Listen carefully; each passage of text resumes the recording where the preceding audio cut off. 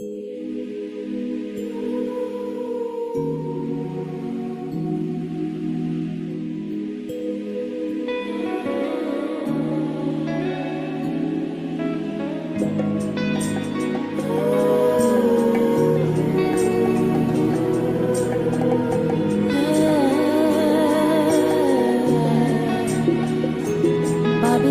why your breathless? Breathe in strength, breathe out stress. So slow love and fearless. Breathe in strength, breathe out stress. Babylon, why your breathless? Breathe in strength, breathe out stress. So slow love and fearless. Breathe in strength, breathe out stress. Them one we just waiting to exhale from slavery. Plenty hostility to make the vibes be hazy. To turn the earth into an atmosphere to fear the hemisphere Babylon, the city of adversity. Complex of complexity to make man uneasy. And still continue sequels of unequal daily. Try to make shatter breath mystery so we don't breathe deeply. To have our society full of anxiety. Babylon, why your breathless? Breathe in strength, breathe out stress. So show love and fearless. Breathe in strength, breathe out stress. Babylon, why your breathless? Breathe in strength, breathe out stress. So show love and fearless. Breathe in strength, breathe out stress. Once we often puffing with anger and raging, and running out of breath, upset, hyperventilating. Some be gasping for air cause of the press of young pressure. And those in sufferation feel like they're suffocating. From economical segregation, strangulation, and all of the fast teaching them what in circulation. Situation be causing people heart palpitation. Snake toxic to nature and the nation. Babylon, why your breathless? Breathe in strength, breathe out stress. So show love and fearless. Breathe in strength, breathe out stress. Babylon, why your breathless? Breathe in strength, breathe out stress. So show love and fearless. Breathe in strength, breathe out stress. Put to rest the respiratory system. Uniform brutality, bronchitis, them victim. Them want exit your oxygen from out of existence. Fixated and fantasize about man asphyxiation. Them want asthma, they breath of life just like an infection. And got the air polluted with them wicked intention. Try to panic attack me with trial tribulation. The toxic to nature and the nation. Babylon, why your breathless? Breathe in strength, breathe out stress. So slow love and fearless. Breathe in strength, breathe out stress. Babylon, why your breathless? Breathe in strength, breathe out stress. So slow love and fearless. Breathe in strength, breathe out stress.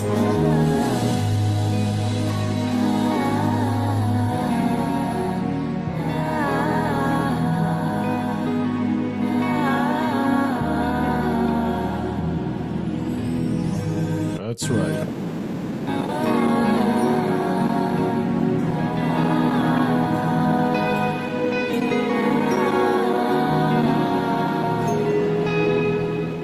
Shalom, Mishpachah. Shalom, shalom. Hope I can be heard. Brother Shay, can I be heard? You can be heard loud and clear. All right. I'd be heard. Yes, you can be heard loud and clear. Okay. I hope everyone can hear us loud and clears. All righty. All praise to the Most High. Well, welcome back to another Friday Night Live. It has been raining tremendously over here. Buckets. Roads are turning into rivers and rivers into roads. But we are alive and kicking. We are grateful to our King for being here again on another Friday night so we can fellowship with you all. It is such a blessing to fellowship in the Word. I think the Word is so important to connect every Hebrew, regardless of our location. And we are ever so thankful that this is an exercise, knowing that very soon in the future, when that kingdom comes, and his will be done on earth, we will all be able to be under one umbrella. There's not going to be any divisions. There's not going to be anyone trying to, do things out of order. The Most High will be king. Our Messiah is going to be king, and we all going to serve him as it is written. So we want to welcome Mishpachah down in the Caribbean. Shalom to each and every one of you. To the families over in South and Central America, shalom to each and every one of you. Right here in these divided states of America, a lot of stuff happening here. Cross over in Canada, shalom to each and every one of you. To the families in the UK, shalom, shalom. In Africa, shalom. Throughout that continent, many Israelites over there. Over in Europe, shalom to each and every one of you. The Middle East, the Far East, and every island of the sea, we greet you all by saying shalom, shalom, shalom, and welcome. Before we get started with a word of prayer, just a quick note, family. YouTube has placed me in jail again. This time it's, I think they said 2 weeks. So 2 weeks incarceration behind a virtual prison because last night I have a lot of videos or classes that I haven't posted on YouTube as yet in the archives. And so I was going through the catalog and I saw, well, hey, I got all of these videos. Let me just go ahead and upload something. So I went ahead and I uploaded 5 videos, and one of them got flagged, removed, blocked, and direct escort to prison. The others have been posted. So, hey, you know what? At least we got four out, and we're grateful for that. YouTube said that if they find any more issues, they're going to remove the channel completely. So that's one issue. And then, of course, trying to get the website working the way it's supposed to. The platform that I'm using for the website, I don't really care too much for it. So I'm going to have to shop around for something a little better because the way that the videos, sometimes when I try to upload a video on the website, it will say it's uploaded, and then when they come back to see if it's working, it says there's an error with the file or something. Try again, try again, try again. Sometimes it works, sometimes it don't. So I'm gonna have to find something else that's better. And I don't like some of the way the background operates as far as, the thumbnails and layout. So it's a challenge. It's a challenge, but we are grateful that in spite of all the regulations that has been happening with the ministry, and not just mine, ours alone, but many others, we're still grateful that we do have platforms that we can exercise voice to preach the word, to teach in season and out of season. And it's a blessing, even though, remember, it's free. It's the people's platform that we are utilizing. They allow us to come on, and they set the rules, and we just have to abide by those rules as best to our ability. But the thing is, we don't know what really, all the ins and outs, because I've seen other channels that, say certain things and they get away with it, but we know the times that we live. So nevertheless, the Most High is still on the throne, and he's to be praised, and I'm happy that we have gotten this far, and we all going to continue to pray for one another, that the message of the kingdom continues to go out. And so I'm grateful. So with that said, Brother Shay, shalom to you. Everything okay in your end? Shalom, shalom. Yes, Rebbe. I was just here thinking earlier. You want to pump your mic up just a little bit more. Can you hear me? Yeah, that's better. Okay. I was just wondering if we were going to have Friday Night Live, because I don't know what software this was on, based upon the platforms and how things was crashing all day and stuff going on around the world. Oh, yeah. Yeah, so I wasn't quite sure. And while we're having this, there's breaking news that London is on fire right now. So What? yeah, there's a lot of stuff going on. But let's begin. Let's start. I'll have Elder open up with a word of prayer. Shalom, Elder. Shalom, Brother O'Shea. Shalom, Brother Yona. Shalom, Elder. Shalom. Shalom, shalom. family. Let us pray. Our Heavenly Father, we are so thankful. We are so grateful to you for the blessing that no man can stop because you are in authority. Therefore, we thank you because you are our Heavenly Father. And you promise us that everything is going to be okay for us. So therefore, Father, we thank you even for the hard time and everything that we are getting. We pray that thou may take over on this platform tonight. Everything that's going to be said and done, let it be according to your will. May you, Father, may you rest your hand upon the heads of those that are not feeling well, of the brethren, that thou may heal them from the crown of the head to the sole of their feet. And all of us again that come together tonight to participate, to hear the words from Brother O'Shea and Brother Yona. We pray that thou may bless the words that coming out from their lips, especially Brother O'Shea tonight as he teach. We pray that may speak to him, through him and for him, and also the same to Brother Yona. Likewise, bless him as he read, that the words will come out fluently, with power, and all of us will hear and will say thank you. Bless us and give us a wonderful service tonight as we depend upon you, Holy Father, through your Holy Spirit, that you may take over on this platform and bless us all, because we ask it through your Son Yeshua, we pray. Amen. Amen. Thank you, Thank Elder. you so much, Hallelujah. Elder. Yeah, so while we are here, the world is still turning and spinning. And in the news, they're talking about London is on fire. And tonight is the RNC, is what they call it, right? What the heathens call it, that's going on right now. So there's a lot of things that's happening out there. Yeah, they said King Charles and Queen Camilla's rushed to safety after a man was spotted on the roof. So, a lot of crazy stuff happening. Oh, yeah. Well, tonight we're talking about blackout. Blackout. What will you do when the lights go out? That's the question.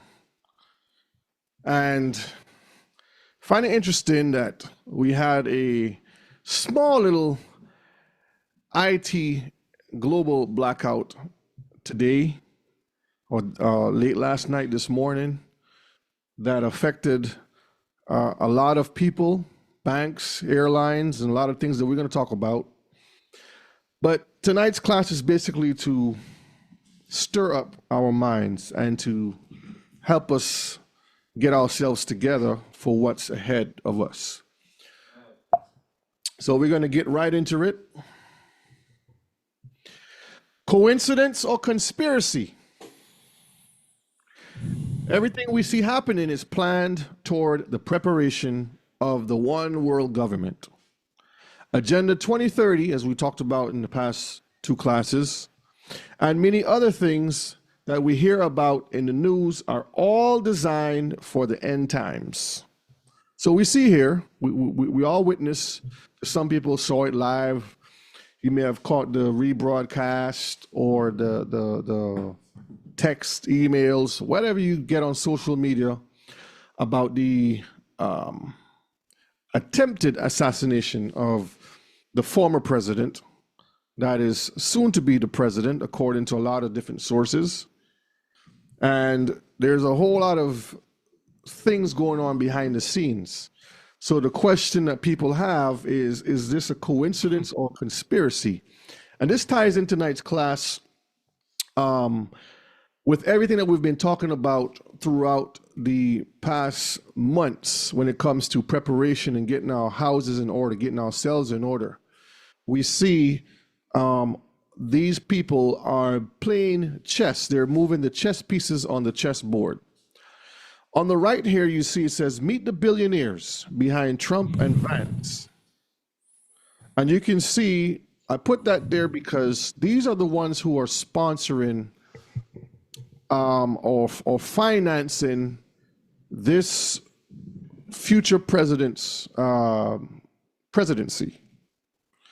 And when you read down there, read that in the yellow part right here for me, Rebbe.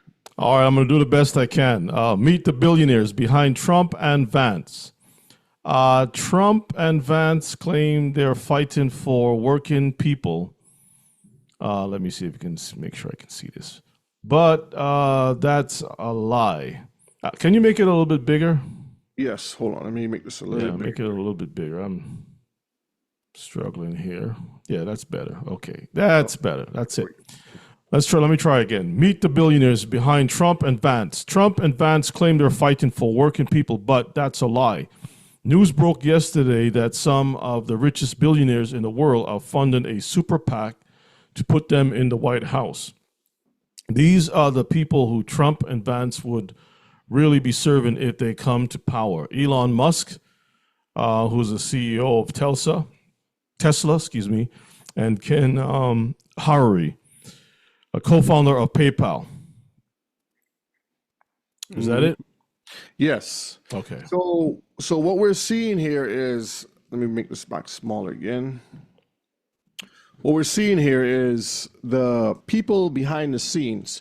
And I put this here because it all ties back to what they are planning overall on a global scale. On a global scale where these men, when you follow the money, you'll see who's behind all of the agendas. And these men are the ones that are pushing certain things behind the scenes. And we talked about a lot of these things before. But again, question, is this a coincidence or a conspiracy? That's the question. Create chaos to have control is a real thing. A lot of people don't believe that, but it is a real thing. My goal is to bring awareness and hopefully help as many as would listen to wake up and prepare themselves and their families for the coming days ahead. Amen. So this is what we're trying to do so that we can wake up and see what is going on. Now I'm gonna play our first video tonight. And Brother Shay, Yes. that picture that I sent you with Costco, if you could pull it up on the screen too, so the Mishpagal can see. This was in the news, I think just not too long ago, about Costco. And I think it's important for you all to see this because, these companies don't just do stuff just for doing sake. If there's a market for it, they're going to sell it. So if you look on the bottom, it says Costco now sells Apocalypse Bucket with food that lasts 25 years. Y'all see that? Now, remember, before he plays the video, remember we talked about the movie that Obama and his wife, they wrote a book, or I guess his wife was included in that. But anyway, they wrote a movie was made called Leave the World Behind or something like that, right? Yeah. And with this blackout thing that happened early this morning, a lot of people have been making a connection to that movie also. So there's a lot of things that is happening. There's a lot of things that is happening, and sometimes we're looking for the thing to line up precisely. Yeah. That's not always the case. Absolutely. We again, Mr. Pakal, we're not trying to predict the future by any means or be prophets or anything to that degree. We're just bringing the word and putting the pieces of the puzzle together from what we see, what we collect, and warning our people. So every time we bring news, we're just trying to wake up our people so they can serve the Most High and repent. Mm-hmm. And we are living in these times where anything can happen at any time. We don't know. A plane could crash right now in somebody's home. Earthquake could happen. A nuclear bomb could strike. We don't know. Anything can happen. The most important thing is that we have our lives right with the Most High. And we be the example down to the last breath that we have. Man. So while we're doing these classes, it's just to keep our people informed, to wake them up, that we may make those necessary changes towards salvation and protect our families the best way we can. Because when we do our part, the Most High will do his part. And he always keeps his word. So we're going to look at this video that I put together. A lot of these videos I put together so we can have a little more understanding of what we're talking about. So this is video number 1. And fair use, fair use. Is this going to get us in trouble again? Terrible. Well, everything we do gets us in trouble. It don't matter what it is. We're speaking the truth. All right. We're speaking the truth, not the truth. Yeah. So here we go. So this is a compilation of different things I put together. Fair use. We are terrible at listening to warnings about disaster. To what extent would a reset be brought about by a change in the White House, the election of Joe Biden, for instance? I don't know. We shouldn't speculate about the outcome of the election. We will see beginning of November, and then we can, in any case, we can, and the World Economic Forum is very open and as an open platform to integrate everybody who is willing to address those issues in a spirit, which means to exercise here true global citizenship. So he's trying to push for the global citizenship, have one spirit and come together. This is basically what he's saying. Gentlemen, let's press the pause button because the president's here now. Approaching the podium right now, being introduced. And I found this interesting. So this video was taken back in January of 2020. It's very interesting. By Klaus Schwab, who is the head of the World Economic Forum. Again, Donald Trump taking the stage here in Davos. Congratulations on your 50th year hosting the annual meeting of the World. And I just took out the important pieces that I needed. But he spoke for about 35 minutes about a lot of things pertaining to the economy and pertaining to energy and a lot of things that we understand that's happening right now. World Economic Forum, a truly amazing achievement. It's an honor to address the distinguished members of this organization for the second time as president. When I spoke at this forum 2 years ago, I told you that we had launched the great American comeback. Today, I'm proud to declare that the United States is in the midst of an economic boom, the likes of which the world has never seen before. And this happened back in 2020, like I said, and then the world shut down, and then everything hasn't been the same. So let's continue to listen. No CME, no EMP, no cyber attack has ever hit this country yet. And so it is terribly challenging to muster the political will, the financial and the political capital, the media attention to change the law and fix ourselves. We've been so successful that the United States no longer needs to import energy from hostile nations. With an abundance of American natural gas now available, our European allies no longer have to be vulnerable to unfriendly energy suppliers either. We urge our friends in Europe to use America's vast supply and achieve true energy security.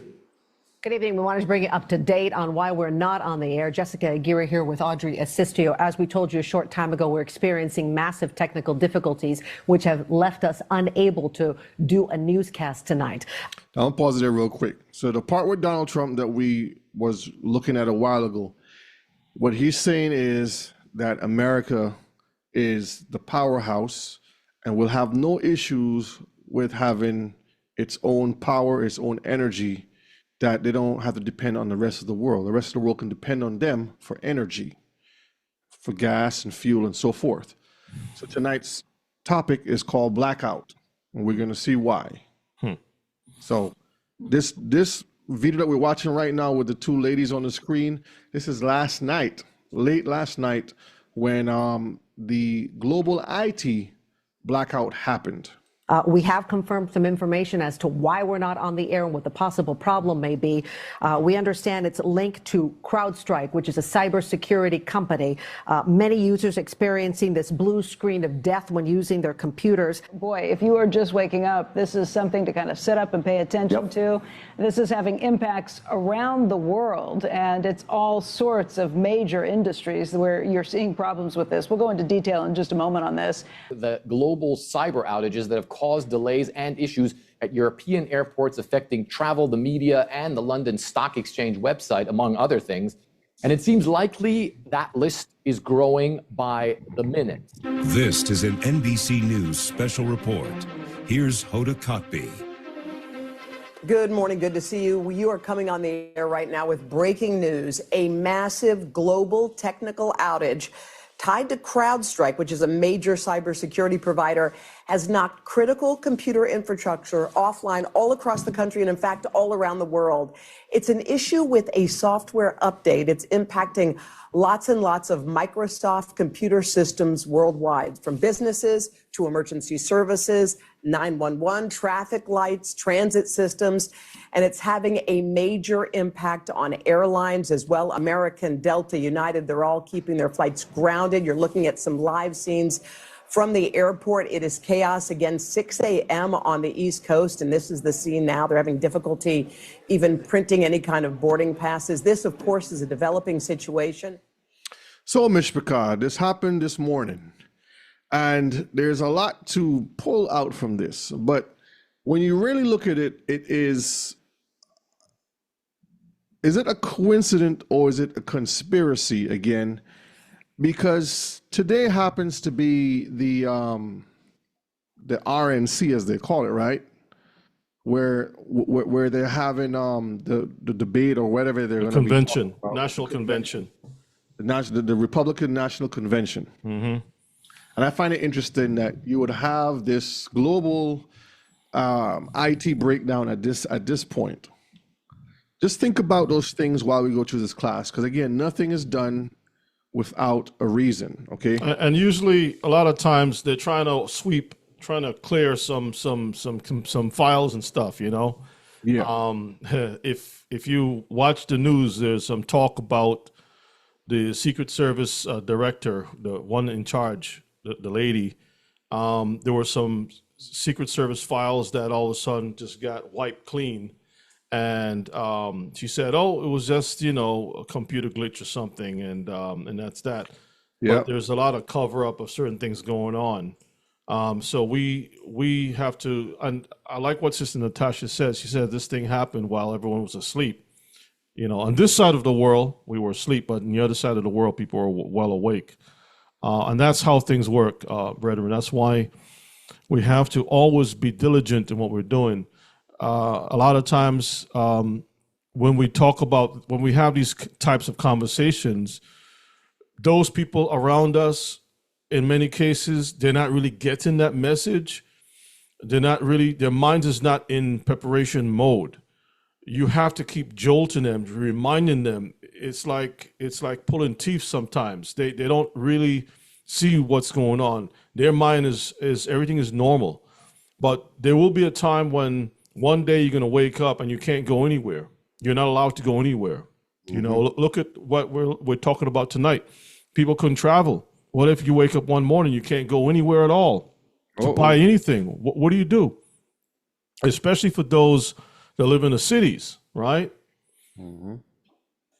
And that is the question of the hour. What are you going to do, Mr. Carr? Are you ready for something like this? And tonight, when we go through, there's a lot of different questions I'll be proposing and a lot of things to make us think, okay? Blackout. When there is no light or power because of an electricity failure due to natural disaster, EMP, and or wartime. So these are things to think about that can cause the power or the grid to go down worldwide, because we can experience, blackout in small areas of towns or cities, depending on a storm. But we're talking about on a global scale here that will happen, okay? And as we go through, we'll see. Luke 21:34-35. Word says, and take heed to yourself, lest at any time your hearts be overcharged with surfeiting and drunkenness and cares of this life. And so that day come upon you unawares. For as a snare shall it come on all them that dwell on the face of the whole earth. So it says, so that day come upon you unaware.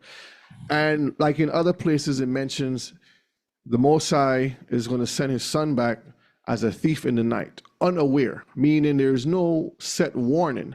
However, he gave his children clues to know when those times are approaching, so we can prepare ourselves. So we have no excuse. The world has an excuse, but we don't. Okay. For as a snare shall it come upon all them that dwell on the face of the earth. So this is something that everyone that's flesh and blood will experience. So this is not my words, Mishpachah. This is what is written in our Bibles. I got a quick question for the Mishpachah in the chat. Those of you who live over in Texas, the Houston area, has the power come on as yet, or is it still off? Has the power been restored in most places? Okay, so Brother Gerald said, yes, sir, it's on. And when did it come on? How many days was it off for? Was it a week? Was it about a week, 2 weeks? I mean, it wasn't 2 weeks, right? It's about a week, 8 days. Okay. And I'm sure for those who, now that's Houston, that's a major city, right? But let me tell you, when you don't have power, life can be very miserable. Okay. I've been through that type of scenario before, real time, right? And it can be very miserable. I'm talking about gas can in your hand, standing in the line to try to get a little bit of fuel so you can drive around. Supermarkets is keeping the food for themselves and their family. They don't want to open up the stores. People are trying to break in. I've been through that scenario before. And throughout the night when you're trying to get some sleep, there's no power, just got candlelight. You can hear voices in the dark, people trying to siphon your vehicle to take the gas out of it, right? And then there's martial law where the MPs, the military police, is on the street, right, with their Humvees and stuff. So that's not a pretty sight. That's ugly. And what we're looking at today is just multiply that by maybe 100 or 1,000. Just multiply that. And there's a lot of experience that a lot of us have had, whether it be hurricanes that we have been through, tornadoes, various natural disasters that a lot of us has experienced, even just watching the movies that they've been putting out. Everything that they put out is not only for entertainment, but they're actually warning you subtly in many different ways. Now, let's look at something here that's very interesting. Tonight's class should stir up thoughts and bring uneasiness to everyone. The question is why? We are living in an age where man has put his hands on everything, like Rebbe was just saying, and everyone has become dependent on those things man has created. Is that true, Mishpachah? Very much so. Are we so dependent that we make ourselves so vulnerable that we can't do without a lot of the things? Think about it. Let's look at this one little video here real quick, and we're going to have a discussion. We're going to talk about it. I want to hear some things. So let's look at video number 2 here. I played this one before. This is from that movie, Leave the World Behind. I have no idea what I am supposed to do right now. I can barely do anything without my cell phone and my GPS. I am a useless man. I am a useless man. So again, not having your cell phone, not having the things that you're used to. Can you function? That's the question. When the power goes down. because when you look at it overall and you see how one thing leads to the next, it just baffles you of how dependent that we all are on these systems. This right here, this right here, the cell phone has most of your pictures in there, family pictures. You got all your information, your banking. You've got pretty much everything about you, all your connects is right in this cell phone. And just imagine that there's no power, so you can't charge it, right? Or the cell system is down that you can't even use it. You're basically, in a bad state at that time, right? It's because right now, even cash itself is people are using their phones to do transactions for cash, right? Mm-hmm. Now, tonight we're not going to do a lot of reading in the scripture or the Bible itself. We're going to pull out a couple things here and there, but I want to have some dialogue and make our brains think about what's happening and what's coming. Okay. The question we should ask when we're comparing man-made versus God-made is whose creation would last longer? That's the question I want to ask. Because a lot of times we believe in the things man has made, not realizing that we shouldn't put our trust in the things man has made, because those things break down. They're not meant to last forever.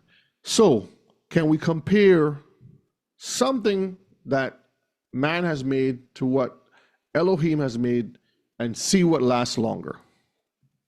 That's the question. Genesis 1, verses 16, and then verse 18, the last part. It reads, and Elohim made two great lights, the greater light to rule the day and the lesser light to rule the night. He made the stars also. Verses 18, the last part. And Elohim saw that it was good. Now, I wanted to highlight the part where he saw that it was good, meaning that he put a stamp of approval on it. There's no defectiveness to it. And to this day, the question is the sun still shining in the day? Put a 1 if we still see the sun, or if that's an illusion, or put a 2 if the sun does not shine. So the sun is still shining. All right, Mr. Prakar, put a 1. If does the moon come out at night and do her business that she's supposed to do? Put a 1 if she does, put a 2 if she does not. So I'm just making you see that the Most High, when he put his work into practice and make things come to life, that they still exist. Compared to what man has done, we can't say the same thing. So what has man made that is still in existence and functioning as it was designed to be? Can anyone in the chat answer that? Some people may say a pyramid, but the pyramid is not functionable. You open that thing, it's going to crumble. A lot of those things don't last. Think about anything. No, a car wouldn't work forever. It breaks down. You have to keep doing a lot of maintenance. I'm talking about you make something, you don't have to touch it again. There's nothing. Everything needs maintenance to it. But what the Most High has made doesn't need any maintenance. It grows as far as not breaking down. I mean, we need sleep. He made the human body. We need to sleep. We need to eat our food. It regenerates, basically. Regenerate, right. But as far as maintenance in the sense of it's not going to work, everything the Most High has created still from the beginning still is in existence. Mm-hmm. Ecclesiastes 3 and verse 14. I know that whatsoever Elohim doeth, it shall be forever. Shall be forever. Mm-hmm. Go ahead. Nothing can be put to it, nor anything taken from it. And Elohim doeth it that men should fear before him. Hallelujah. Now let's look at Ecclesiastes. We're going to look at Ecclesiastes chapter 1. And just a little reading here to get a little context and understand man versus Elohim. Okay. Start from verses 2. Vanity of vanities, saith the preacher. vanity of vanities, all is vanity. What profit hath a man of all his labor, which he taketh under the sun? One generation passeth away, and another generation cometh, but the earth abideth forever. See, so the Most High's existence of things that he hath created continues. Go ahead.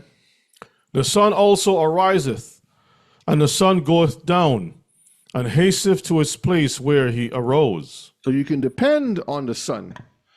But can we depend on technology that man has made that the lights is going to stay on forever? That we're going to have a working, functioning system forever? No. Continue. The wind goeth toward the south, and turneth about unto the north. It whirleth about continually, and the wind returneth again according to his circuits. All the rivers run into the sea, yet the sea is not full. Unto the place from whence the rivers come, thither they return again. And that's what we see all the time. Everything continues as it was created. Go ahead. All things are full of labor. Man cannot utter it. The eye is not satisfied with seeing, nor the ear filled with hearing. And we keep building these inventions, creating these systems, trying to be like the Most High. Verse 9. The thing that has been, it is that which shall be, and that which is done is that which shall be done, and there is no new thing under the sun. Mm-hmm. Is there anything whereof it may be said, see, this is new? It had been already of old time, which was done before us. So everything that you think that is coming up as new technology is old technology. Verse 11 for the last. There is no remembrance of former things, neither shall there be any remembrance of things that are to come with those that shall come after. So man-made things, Mishpachah, will not last forever. This is what I'm trying to show you, that the things that the Most High has established will last forever, but the things that man have created will not last. Okay? If the other nations are telling you that the days ahead are going to be grueling and they are preparing their families, question is, why aren't we? If our prophecies tell us to be prepared for very troubling times, then why aren't we preparing ourselves as instructed to do so? These are questions that we have to ask ourselves. Now, there was a show that came out years ago called Doomsday Preppers. How many of you guys remember that? I do. I think they changed their names now to something else. I can't remember what it is, but it's no longer called Doomsday Preppers. It's called something else because people are taking them as, conspiracy nuts and some type of a cult that they're calling the people. But these are people who build bunkers, they store up food, they teach their families how to protect themselves, how to hunt, fish, those kind of things. And they prepare themselves for nuclear fallout. They have arms and weapons and different things like that. But people call them crazy because they're the ones preparing for something to happen.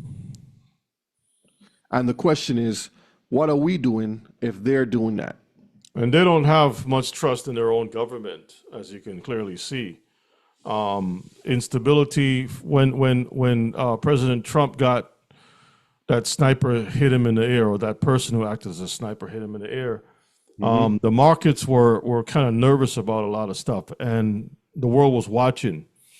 Now the focus is turned to Biden because we can see that he's not capable. I mean, we have been seeing he's not even capable of doing much.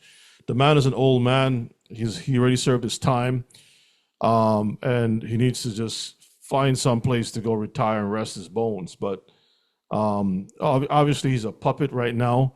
And basically, what I'm trying to say, family, when you look at these heads of state, whether the presidents or kings or whatever, the world watches for stability. The money The way money moves and all this stuff is based upon stability. And America has been considered a place of stability. This is why a lot of countries has been using the so-called greenback, right? But that's changing. That's changing a whole lot. And there are a lot of people who are stepping up to the plate, trying to jockey for power right now. And you can see, as Brother O'Shea mentioned earlier, even in the movies, they give us little clues and hints. And then we are seeing these things unfold in real time. Even in the cartoons, we see these things, right? So, and they say, well, it's a prophecy that we found in The Simpsons, a prophecy. And so, no, it's not a prophecy. Ashkenazim and them, they have a script. They're following the script. They just put the thing out way ahead, and they're working the thing out. The question, as Brother O'Shea asked, and I'll repeat it again, if the other nations are telling you that the days ahead are going to be grueling, and they are preparing their families, why aren't we? I saw recently, I think it was a few weeks ago, even Dr. Phil had some people on, preppers and stuff like that. And his wife was in the audience, and his wife, they made mention about his wife being trained up in certain things, right? So, brothers and sisters, we have to keep our eyes open and be prepared. Amen for that. When we get comfortable with our living situations, the Most High allows things to happen in order to keep you sharp and prepared. Read a definition of comfort for me, Rebbe. The definition for the word comfort: a state of physical ease and freedom from pain or constraint. And that's where a lot of our people love to be. They want to be on the couch, soft pillows, spa temperature with the air condition set at 70 or 65. To have a cold drink in their hand, eating some popcorn, as you see the brother here sitting on the couch, and just relaxing, enjoying life. And at times, that's good. That's needed. But at times, we have to get off the couch. We have to get out there and sweat, because it says, by the sweat of your brow, you shall eat, right? And we have to put that work in. And a lot of times we don't understand that the Most High put things in place for us to keep our skills sharp. Let's look at an example. Judges chapter 3, verses 1 and verse 2. Now these are the nations which you all left, to prove Israel by them, even as many of Israel had not known all the wars of Canaan. Verses 2. Only that the generation of the children of Israel might know, to teach them war, at the least such as before knew nothing thereof. See, so everything happens for a reason. So in this instance here, the Most High is telling you that he put Israel in a situation that they have to learn how to defend and fight for themselves. Because if they sit and get comfortable, other nations are going to rise up and take what they have worked so hard for. And like it says, the last part says, at least such as before knew nothing thereof. Because the generations come up and they haven't experienced life. They haven't experienced certain things, disasters, hardship, famine, earthquakes, whatever disasters that are out there. They haven't experienced those things. And everything is given to them. Soft, Wi-Fi, comfortable. Things that we never had growing up. And then when you look back, it's like, wow, the days you just can't really look at. So the Most High is telling you he's going to put things in our lives to keep us sharp, keep us prepared, because the days that are coming, we have to be ready. The question is, are you ready when the lights go out? So tonight's class is not, to basically if, but when it happens. It's not about if it might happen, but when it's going to happen. And yes, family, the lights will go out at some point and there will be chaos. Do you believe me? Put a 1. If you don't believe me, put a 2. Let's see who in the chat. While you do that, I'm going to pull up this other video. Fair use, fair use. The global IT outage that occurred today, July 19th, 2024, was allegedly caused by a misconfigured update from Microsoft. The issue has been reported to originated from a change in the configuration of the Microsoft Wide Area Network, W1 router, which led to incorrect routing of network traffic. This caused disruptions across multiple Microsoft 365 services, including Outlook, Teams, OneDrive for Business, Exchange Online, and SharePoint. In addition to the W1 router issue, there was a reported secondary problem linked to the security software CrowdStrike's Falcon sensor, which contributed to blue screen of death, BSOD errors on many Windows devices. This compounded the impact of the outage, affecting various sectors globally, such as airlines, banks, and emergency services. Now I'm gonna pause it a minute because and we're gonna talk about it some more. But when you pick up your cell phone, like this here, and let's say the power goes out, and your phone is connected to a lot of different things. You have the apps that's in your phones. Now, how many of you all use your phone to transfer money back and forth?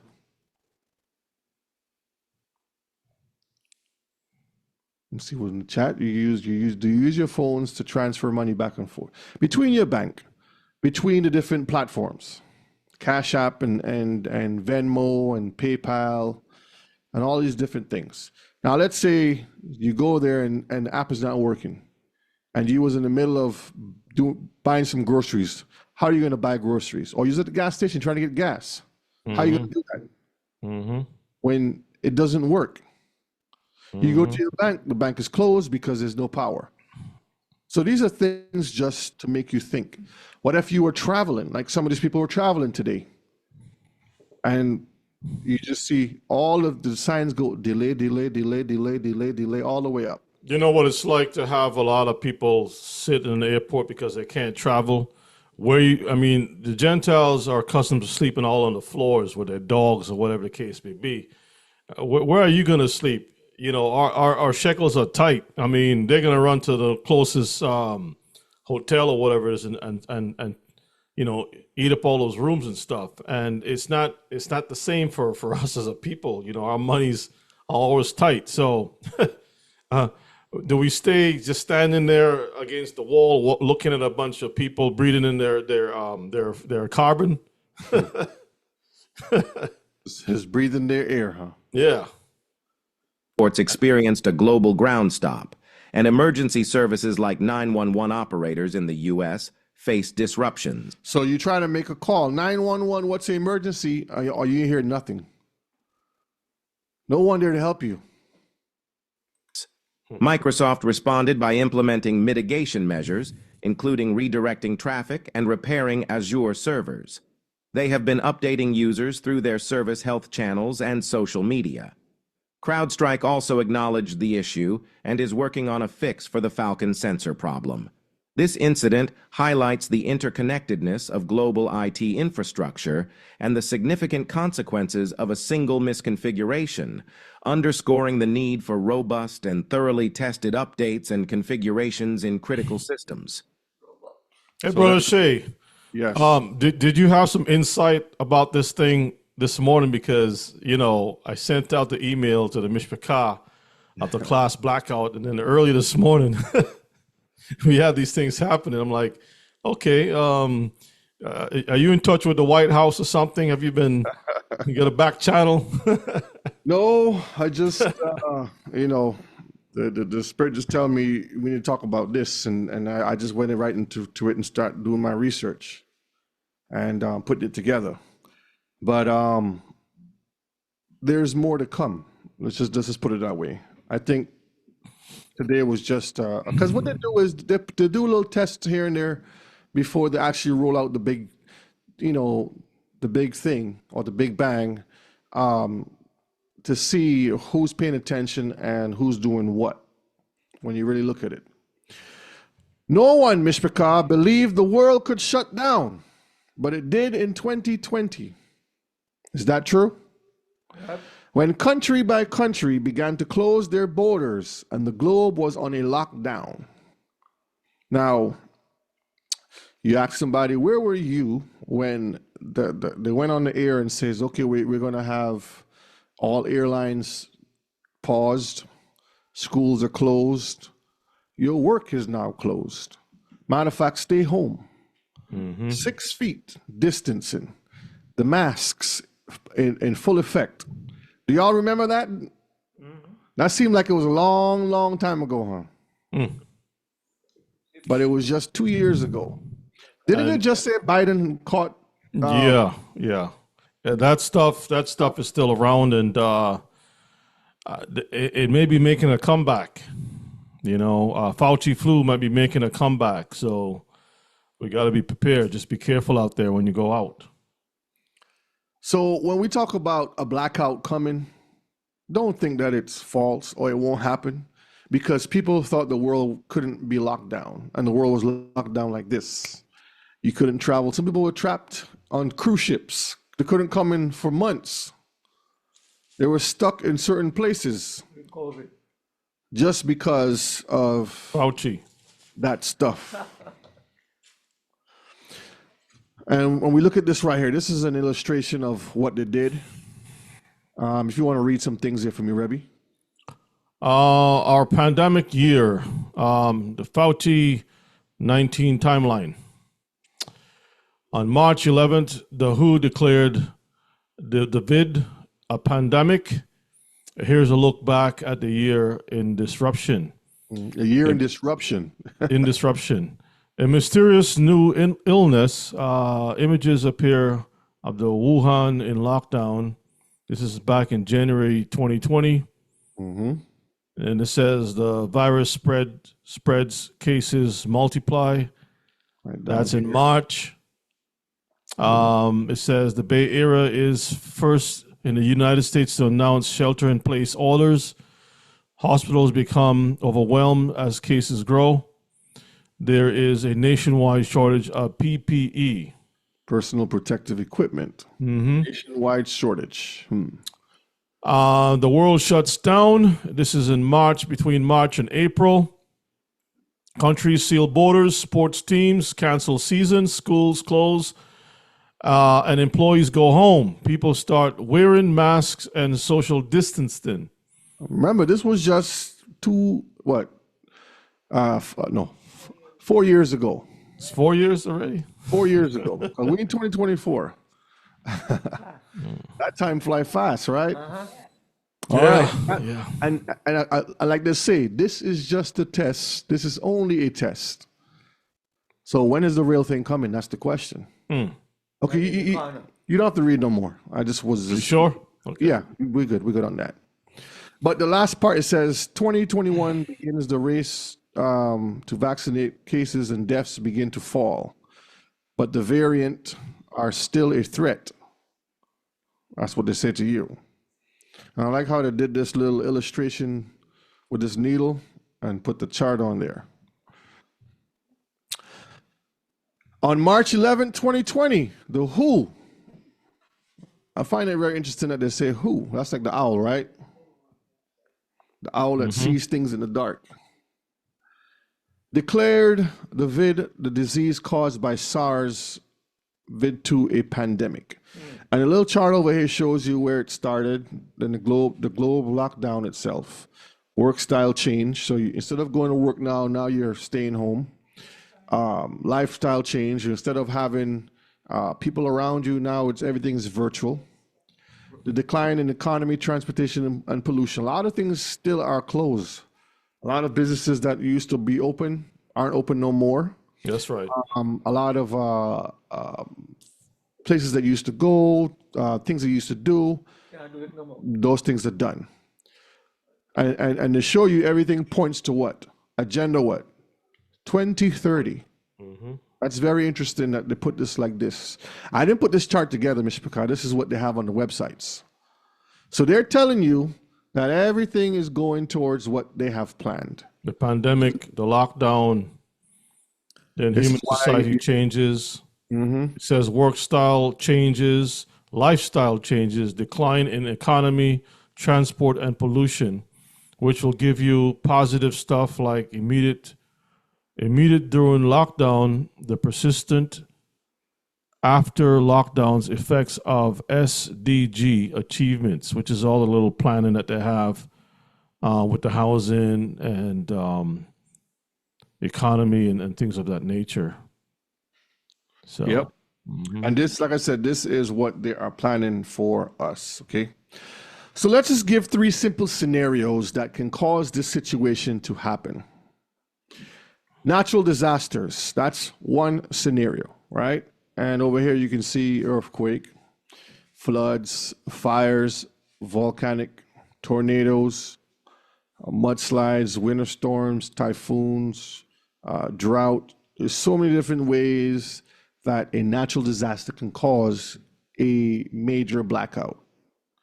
EMP, electromagnetic pulse. If you never heard of that, that's a device that causes a large pulse, a burst of energy that knocks out electrical devices. And it actually fries the device so it is no good no more. And there are countries, companies, and peoples that have a lot of these different various types of EMPs. They come as small as a watch, and they can go as big as a nuclear missile. And I'll show you some pictures here too. You know what's funny about that? There was a front page in the Drudge Report yesterday, probably earlier today, where it mentions about, I guess, a general from Russia was saying that World War III is going to start in space.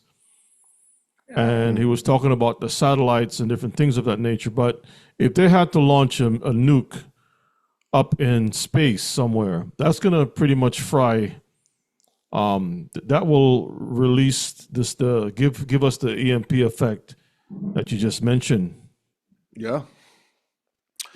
Yeah, and you see the device here shapes like an eyeball. It's interesting. They know exactly what they're doing. And then the last one is terrorist attack. Like after 9/11, they call everyone a terrorist because there is no direct person that you can point to. That means the door is open to go after anyone at any time. So natural disasters, we see hurricanes. I have been through 9 hurricanes myself. You count you count them all? 9, you said? Yeah. I mean, the ones that cause death to people. Tornadoes, I've been through a lot of those myself. Earthquakes, for some reason, when I was living on the West Coast, it had several earthquakes, but it was small. The good thing is I was driving, so I never felt it. But when I stopped, people says, "Did you feel that?" I was like, "No, I didn't even want to feel it." But it shook buildings. People were afraid. It knocked out power lines and certain things. But that was on a small scale. But there are places that experience earthquake on major scales. And that's something very scary that no one should want to experience. Right. Now, is anyone in the chat that have experienced an earthquake? Where the ground opened up and you had to run and jump over, like in the movies, jump over the the crack. You know what, Rebbe? Soon I'm gonna want to open up the chat to the mic to hear some of our brothers and sisters on some of these experiences that they have. So let's see if we can get a few of them. You want to do it now? Yeah, just real quick. Okay, so if anyone want to give a little testimony about the ground almost swallowed them up, just raise your hand and I'll bring you over. Okay, so we got, where is it? Let's get Sister Angela. All right. Shalom, sister. You want to unmute your mic as you're all coming in? Shalom, shalom, Rebbe. Shalom, Brother O'Shea and Elder. Shalom, and shalom. everyone in the chat. So I didn't experience an earthquake, but I did drive through a tornado. Very frightening. I was on the highway here in Canada, and I could see the tornado off in the distance, but people don't realize how long the tail of that tornado is. I was driving on the highway, and I could see like some cloud ahead of me. When I drove into that, it was pitch black. you couldn't see anything, even the cars ahead of you, until you got right on their bumpers. Mm. And there was no sound. It was the scariest thing. And the most I just said, keep driving. So I kept driving, maneuvering around cars until I drove out of it. And I'm like, wow. And you couldn't hear even your tires on the road. No. It was very scary. How long ago was this, sis? That was back in the early 2000s. Mm. And it did touch down in what's called Vaughan, Ontario, and ripped off the roof on some of the houses and things like that. But that was the scariest thing I ever experienced. I'm like, oh my goodness, I don't want to ever go through that again. I don't know how people live in Tornado Alley and not move. Well, isn't tornadoes in Canada like a rarity? Like you never hear about stuff like that. Yes, it is rare. But they did have like a warning out, but not in the area I was at. But it came down into the area where I was, or near the area I was at the time when I was driving. And I thought, oh my goodness, when I was driving, I was like, oh my goodness, I got to get out of this, because I'm thinking there's transport trucks behind me. If I can't even see the cars ahead of me, somebody's going to get hurt. Wow. It was very scary. Yeah. Tornadoes is one of the things that I've also experienced too, and it's not a pretty sight. I've had a house that was destroyed in it when I was in Alabama. I've seen that myself. What about volcanoes? I know some of our Mishpachah may live in a place where there's volcanoes, wildfires, floods, even down to the blizzards, which is considered a natural disaster based upon the season. So, Mishpachah, these are some things that can cause a blackout. Okay, let's move on. EMP, electromagnetic pulse, can happen accidentally, like they would say, or intentionally. Now, look at this here. The first one is on a Humvee, and this is one that the military has that they can drive. They can point it towards an area, hit that burst, and it would shut down a city. There's another one right here that's on the back of a truck, and this other one is on a ship that they can send that missile. That one on the ship is a missile that goes up into the air, and it bursts right over the city or the area that they want to shut down, and then there's no power. So everything that is on is fried. And for that period of time till they can get everything replaced, then it would work. Now, there was a TV show called Revolution. It's hard to find that TV show. They took it off air, and you have to actually pay for it just to get it. And what happened is there was a virus that they released in the air. It's like a little microbe that they released in the air that caused the whole globe to shut down. I don't know if anyone has seen that show. Mm-hmm. Yeah, it's a pretty good show. It's a series. Yeah, but everything went back to the way it used to be, because we know our scripture talks about the Most High is going to turn the tanks and stuff into what? Plowshares and tools, pruning hooks. And that's what they had to go back to. Swords and knives and shovels and baseball bats and stuff. There was no guns because the ammunition ran out after a while. It was rare to get ammunition. And you didn't have anything electrical. So bow and arrow and all kinds of things came back into play. And that happened for a while. So if they're telling you this in the movies, what do you think, Mishpachah? Okay.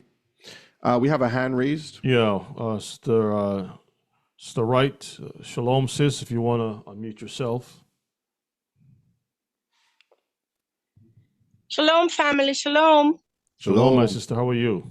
I'm doing well. How is everyone doing tonight? Doing well, sis. We're doing well. Okay. So I have experienced like 2 really serious earthquakes when I was back in Jamaica. One, I was inside my house, and I just realized that everything was shaking. The wall was moving, everything. I was freaking out. It was at night also. And you didn't know if you want to run outside or you want to stay inside. And it was really very scary. And another day, I think I was on my way to either from prayer meeting or going to prayer meeting back then. And I was standing on the curb, and all of a sudden I was stumbling. And I couldn't figure, because at first I didn't know what it was. I didn't remember about earthquakes. I was like, what's going on here? Until people start running around and saying, it's an earthquake, it's an earthquake. Man, that was really something. It didn't last very long, but those things are very scary. So, Yes, it yeah, is very scary because you don't know where to go. exactly. If you turn to the left, if you're going to fall in a hole, or if you turn to the right, something's going to fall on you that was falling down. Or if you step backwards, you just don't know. You just kind of freeze in the moment and just trying to figure out what to do, So thank God that he didn't, take me in any of those. I'm still here praising him. The Bible says that the earth is going to be rolling through it like a drunkard, moving back and forth like a drunkard. And Yep. the Caribbean islands are starting to feel a lot of this stuff. I've seen reports years ago about snow falling on certain islands, which is strange. Places that never had snow was getting snowflakes. Earthquakes were happening. The sister just talked about Canada having tornadoes. I never heard of tornadoes it was always Kansas or Oklahoma. Yeah, certain places. Yeah, the prairie states that you would find these things happening, but now it's happening everywhere, even up in New England. Even New England. I remember when I lived in Boston, there were earthquakes that we experienced over there, and they never had that kind of stuff before. So things have definitely changed a whole lot. Yep. Yes, we're living in the end. So like you guys are just helping us to get ready. We just have to take heed and prepare because we're definitely living in the end.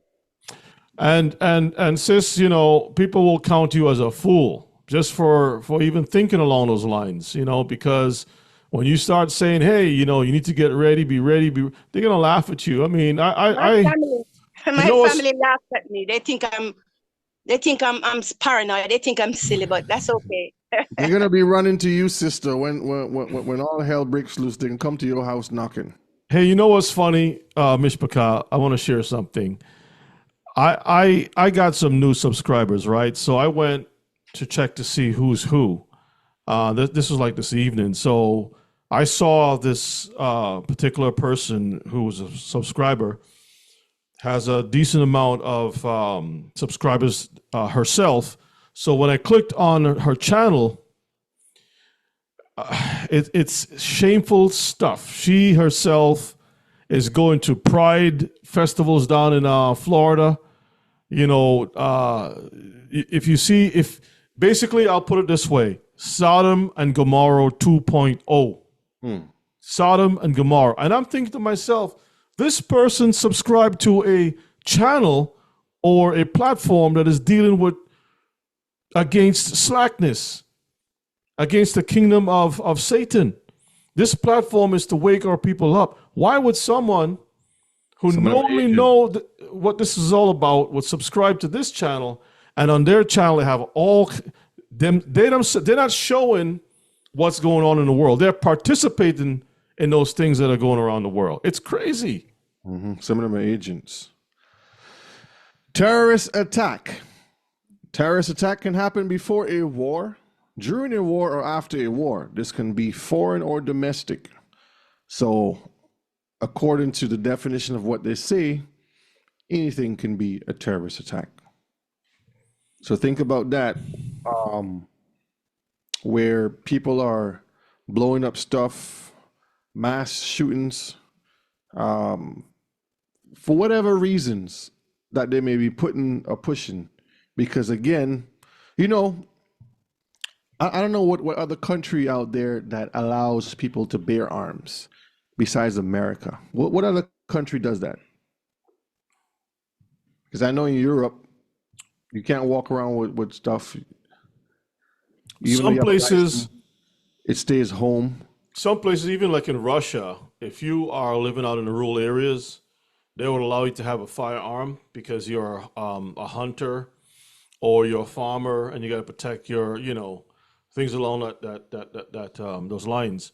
There are places in even in South America. I mean, there are places that would allow you to have a firearm just because of where you're located, like in rural areas. But when you live like among a larger population, that's a whole different.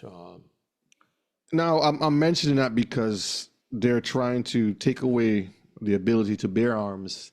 And that's another topic to go into, but that's all part of the plan that they're doing so they can have that control back again. So you'll see these mass shootings that are designed, and you ask the right questions like, who's this person? This person had a great life. Well, why are they killing these people for? Or what was the purpose of this person? And who's this dude who's supposed to be the lone gun sniper or whatever it is? And you ask the questions, nothing adds up.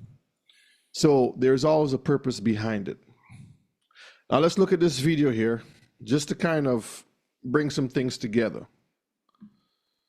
And people can 3D print stuff too, Yes. Fair use, and this is concerning the natural disasters, the EMP, or the terrorist attacks. Did we get on that? I had one.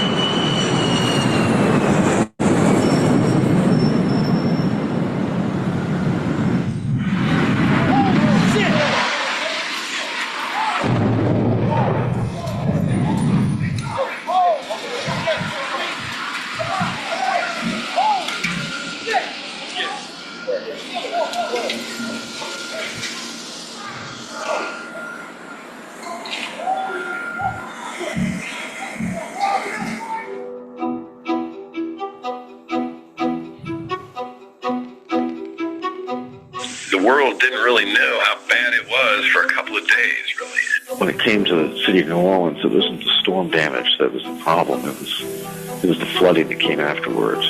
That didn't really start happening until after the hurricane had moved through. The levees couldn't be repaired in time, and the city started to flood. Instead of streets, you saw canals. It made it really, really difficult to get assistance in those first few days. People were getting desperate. Everyone thought I was Red Cross. Everyone. I was like, you haven't seen any emergency personnel yet? Now, when I look at these videos, I kind of think and put myself in a situation, what would I do? Would I sit around, or would I try my best to make the situation better, livable? Let's say the first video with the 9/11 that we saw. Say you were in that area and the buildings start coming down, what would you do? Or with the hurricane here that happened with Katrina, and like many other hurricanes that just happened. We just had one when last week, Beryl? Yeah. Did this happen? And there's more to come because right now we're in hurricane season. Thank you. What do? Do you sit down and wait for the government to help you, or do you get up and make things happen? Help yourself. These are questions that you have to ask, because not everybody is a doer. Some people don't know how to do anything, and they would sit there and wait for somebody to come and help them. They will sit there, and you would like, aren't you going to do anything? I don't know what to do. They get paralysis of the mind. Well, first, if it's a New Orleans, I hope I'm pronouncing it correctly, New Orleans scenario, I would leave that city altogether. That's a soup bowl, right? I would leave that place altogether because why would I want to live in a place that constantly has this thing hanging over me? It's protected with man-made levees, right? And the thing is below sea level. All it takes is the right storm to come through, and it'll break through those levees. I don't care what the Army Corps of Engineers can do, what men think they can do. When something is going to happen, it's going to happen. Now, if you go slide back, you can see the rooftops. People were on the rooftop. That's how high the water was. Yeah.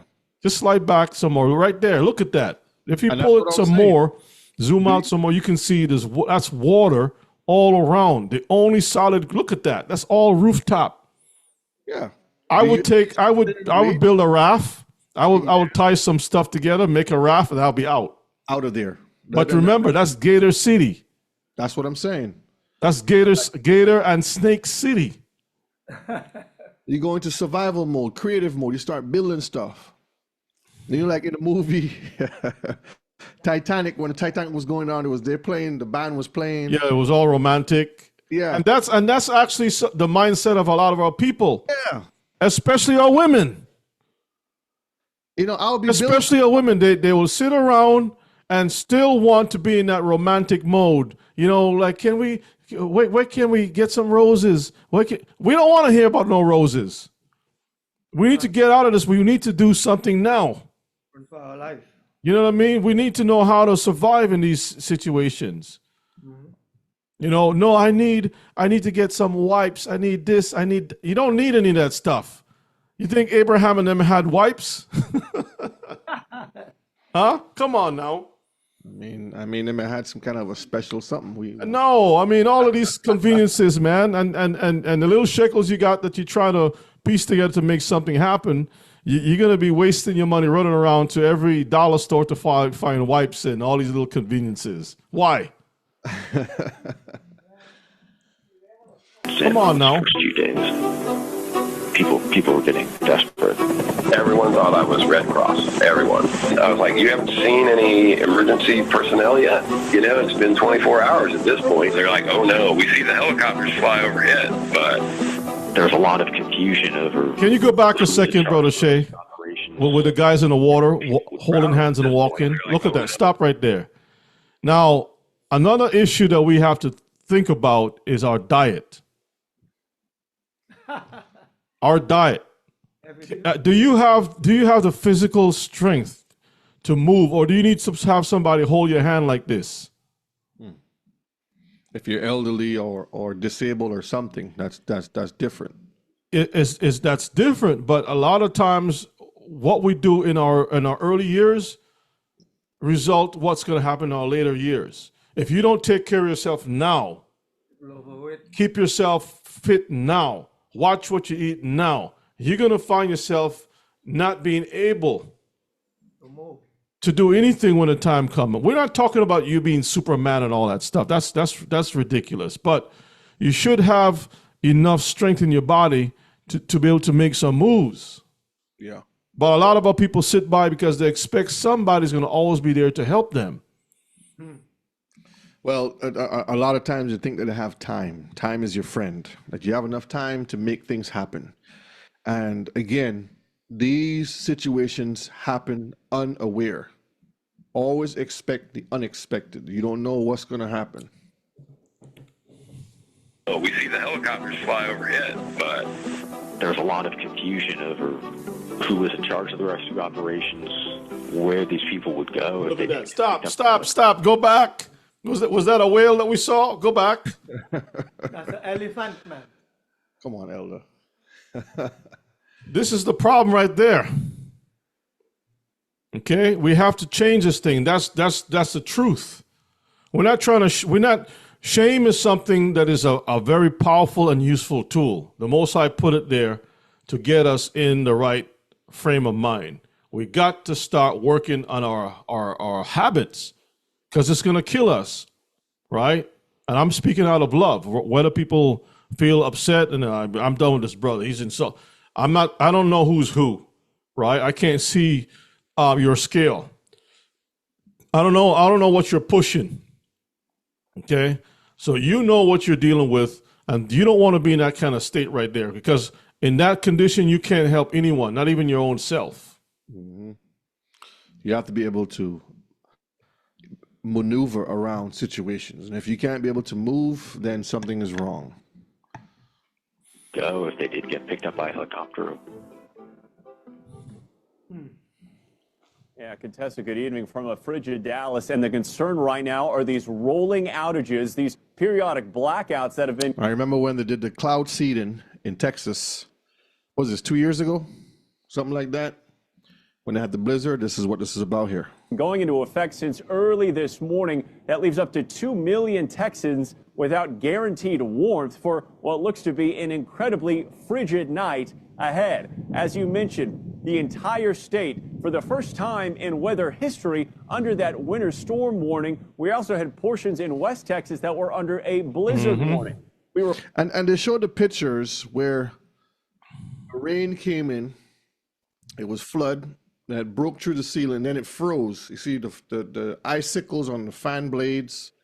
They saw the icicles on the inside of the house where people were living. Now imagine that. That's just this one little incident that they were experimenting on. Because again, this is the cloud seeding that they're doing. They create these clouds that can bring rain.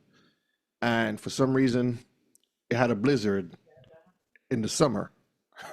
That's crazy. Real quick, Brother Shay, Stamarvis, I do understand we some of our people do have issues with their bodies, which they can't change. We're not even talking about that. We're talking about habits, your behavior. We're not talking about things that you cannot change. If you're born a certain way or certain things happen to you, accidents happen, that's totally different. But we're talking about things that you have control of. That's what we're dealing with.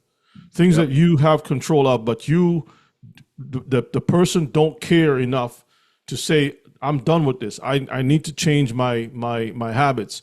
The way that we eat, the way that we sleep, the way that we dress, all these things are habits. That's what I'm talking about. Reported early this morning, 7 degrees in parts of Dallas. Now, anybody in Texas that's here in the chat, do you remember experiencing this? If you want to say anything, just raise your hand. And other parts of the state. And right now, we're looking at an evening that could get even colder, breaking historic temperature records that have been in place now for decades. We did have a chance to speak to individuals doing their best to stay warm. But one very important element to remember when we're covering this story is that unlike those northern states, structures are not built to withstand these temperatures here, nor are people as prepared to deal with them when they arrived in. So that tells you when you're building your homes in the future, build it where it can withstand every weather scenario that comes, whether it's cold or hot or wet or dry. Try to keep those things in mind. That way you're prepared a little bit, because like the guy just said here, the homes that are in this area are not designed to go up like the homes are in New York City or something like that, up north in Canada and stuff like that. They're not designed to have that type of cold. So when we're building our Shalom homes, Mishpachah, think of those things. Force with this massive winter this morning, heartbreak, confusion, and lack of communication. Days after massive wildfires destroyed the heart of western Maui, the desperate search for loved ones, with hundreds still unaccounted for. This stunning drone video showing rows of torched vehicles, now twisted husks, frozen in time. So many people have died. My friends lost their grandparents in the fires. People are being found in their cars. In Lahaina, the town most devastated by the wildfire, a point of no return. Residents like Leslie Clark left with nothing. The whole thing is gone. So we see that at any time a disaster can happen. And I just want to put the picture in your mind that it should bother us enough for us to make moves and be prepared. Don't be lazy. Don't expect the government is going to come and save you. You have to get up and make those moves. And the Most High, what he does is when you start to make the moves, that's when he's going to start to help you make those moves. But he's not going to help you if you just sit around and say, well, I'm going to wait for this to happen first. And that's the problem with a lot of our people. There are a lot of our brothers and sisters right now that are making moves, that are out there trying to make a difference in the way they live, to have that little shalom, to get out of the system, to separate themselves, to serve the Most High, to build houses, plant gardens, have It takes sacrifice. Yes, it takes sacrifice. Great sacrifices to get that. And you know, our people, the greatest concern I believe that we need to focus on is those who live in the cities. They don't understand how serious it is when things are shut down for a long period of time. Texas experienced that thing multiple times. You just showed the one with the snow thing, right? The ice. They had the thing with the hurricane. And to this very day, they're still talking about the grid in Texas is not the best. And Texas is supposed to be an oil-rich state. And yet, they don't have a proper grid. And the people of the world is pushing this electric ecosystem with the cars all electric. How are you going to be able to charge up everything? Your house is electric, all the cars are electric. Where are you going to find the resources to power all these vehicles? How's that going to happen? Yep, that's the point. When everything is connected to the network or the grid, and the bug or the hacker comes in, or something happens where the lights go out, what's going to happen? See, when we talk about a blackout, we're speaking about a monopoly of things happening that can cause a domino effect. Mm-hmm. And now this picture to the left here is what happened this morning. Airports, banks, media companies, hospitals, hotels, 911 system, they were all impacted globally. How many wheelchairs do you think that they have in the airport to accommodate people who are standing there for hours? What about the little nagging children that says they want to go to the bathroom, but you can't move because you got to wait in line? That's a terrible situation. Mm-hmm. You're hungry. You want to sit down somewhere. You probably was already waiting for layovers for hours, and then all of a sudden this thing happened. It can be very, very straining on the body. So let's look at some things here, Mishpaka. The power goes out. So some places have backup generators that will kick in, right? You have stores, the phone towers, hospitals. They all have backup generators. But you have to remember, gas is expensive. So after about a week of this, those generators will go down. Banks are closed. Your phones that you have, your cell phones, through the phone companies, because they have a limited time. I think they say roughly between 7 to 14 days is what's given with the batteries that they have.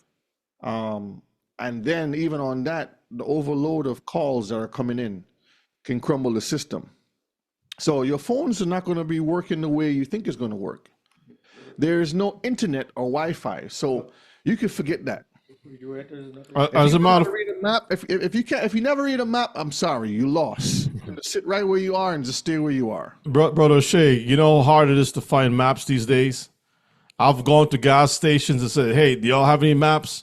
And they're like, we don't carry that anymore. We don't have that anymore. And they showed me some little garbage that, can't help you at all.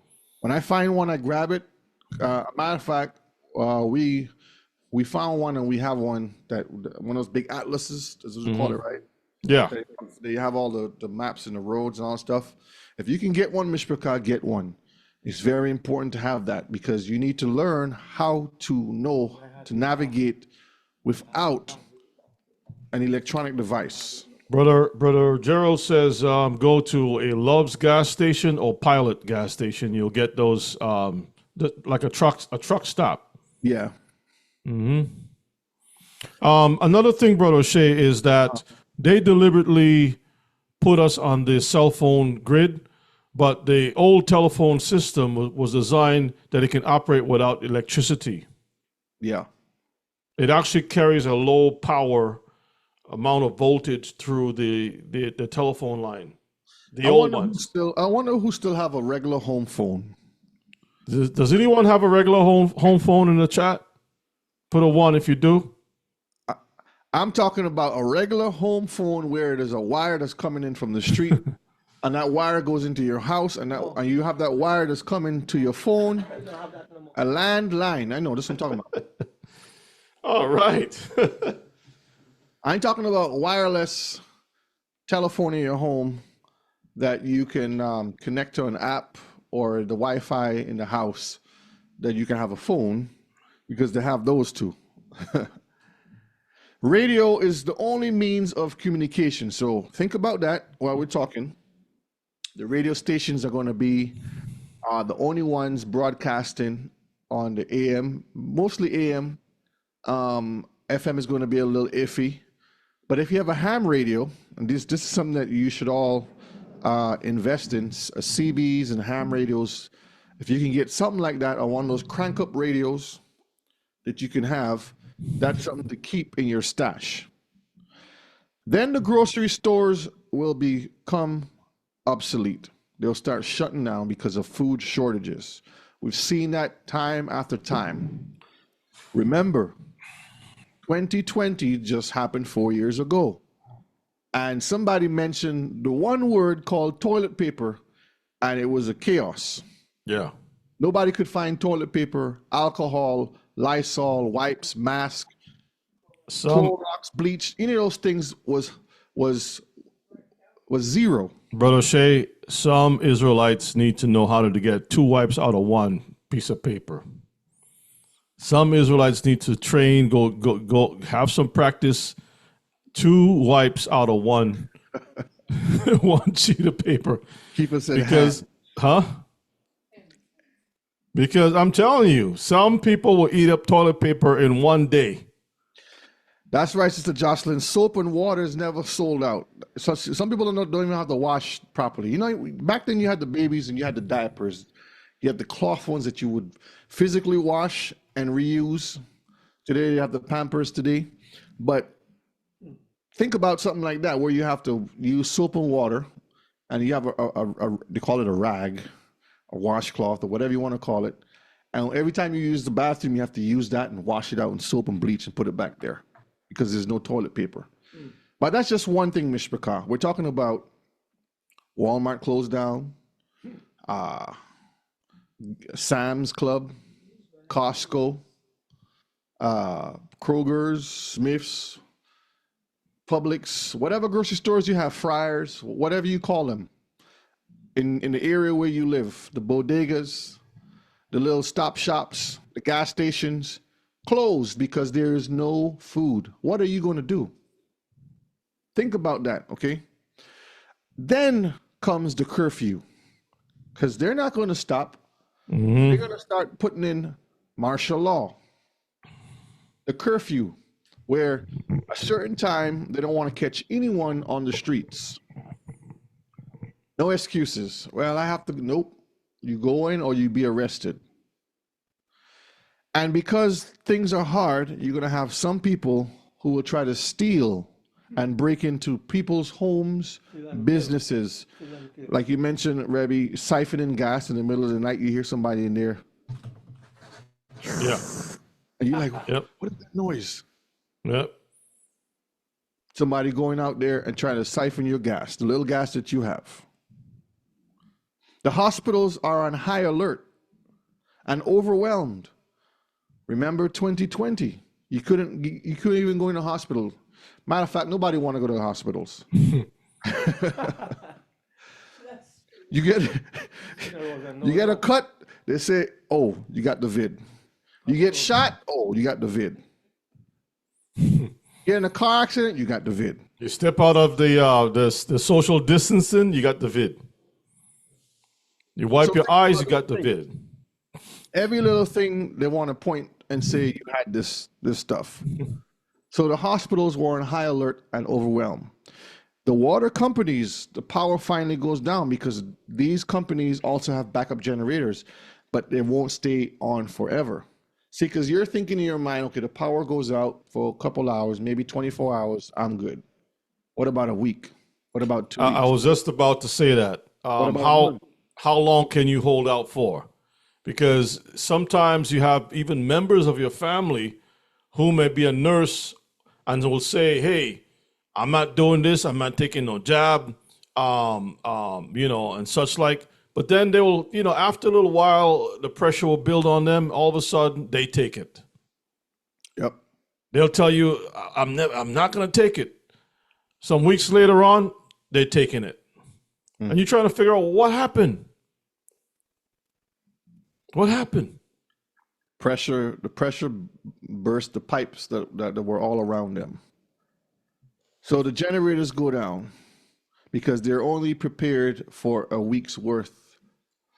Cars start to run out of gas because, you go in your car and put your AC on for a minute, charge your cell phone. But then there's no gas. What are you going to do? I mean, I'm sorry for those who have electrical cars because that's done. Now, some people may say, I have wind turbines, I have solar panels and batteries, and that may work and keep things cool in the house, keep the lights on, the fans going, but you're just isolated from the rest of the world, which is good. So you can make your little ice if you need ice. You can power some lights or some fan, and be comfortable as best as you can. So that may work. But overall, on a majority, a large scale, 90% of the people don't even have solar power. They depend on the system. Yes, Ima, shalom. Shalom, shalom. Try to get a donkey. Ima said get a donkey. Or a horse. A horse. Or a bicycle. Bicycle, okay. So you have transportation right there. In other words, a husband. Try to get a husband. A donkey is a husband. Hey, do you mind pulling up Daniel chapter 3? If you don't mind. You have time for that? Yeah, I got time for that. Daniel. Okay. Daniel chapter 3. I want to go to verses 12. Daniel chapter 3, verses 12. This is dealing with the type of spirit that we're going to need in these last days in dealing with these situations. Because let me tell you this, family, of all the things that you have been learning before you came on this platform and when you came and you learned more, everything that is happening now is being shaped and formed for the mark of the beast system. Yep. Everything that we're seeing, it has to happen. Okay, that thing has to happen to transform the world into a one what's world. the right word? A prison, a world prison, right?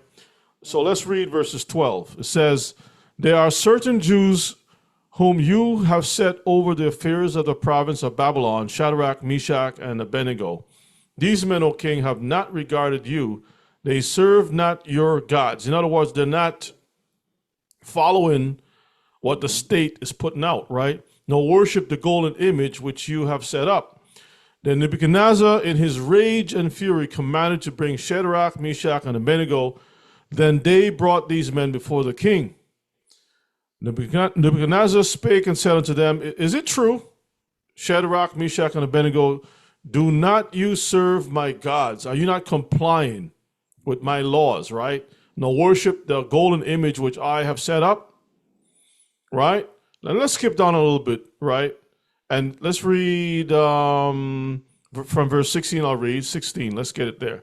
So anyway, Shadrach, Meshach, and Abednego answered and said to the king, "O Nebuchadnezzar, we are not careful to answer you in this matter," right? "If it be so, our God whom we serve is able to deliver us from the burning fiery furnace, and he will deliver us out of thine hand, O king. But if not," see, that's the thing that you got to underline. "If not, be it known unto you, O king, that we will not serve your gods, nor worship the golden image which you have set up," right? So we know the rest of the story. It says how they heated up the thing to make them an example. But the Bible does not tell us what the other Israelites did. And I'm sure the other Israelites complied with the whole thing. Because the Bible doesn't say, and all Jews did not comply. It says these Jews did not comply. That's right. Right? So this is important. The question is, are we going to be the few who will be like, my body is just nothing. This is just rags. I'm going to have a new body anyway, so I don't care. It's going to be painful. I mean, who said that having this walk or going this way is ever going to be easy?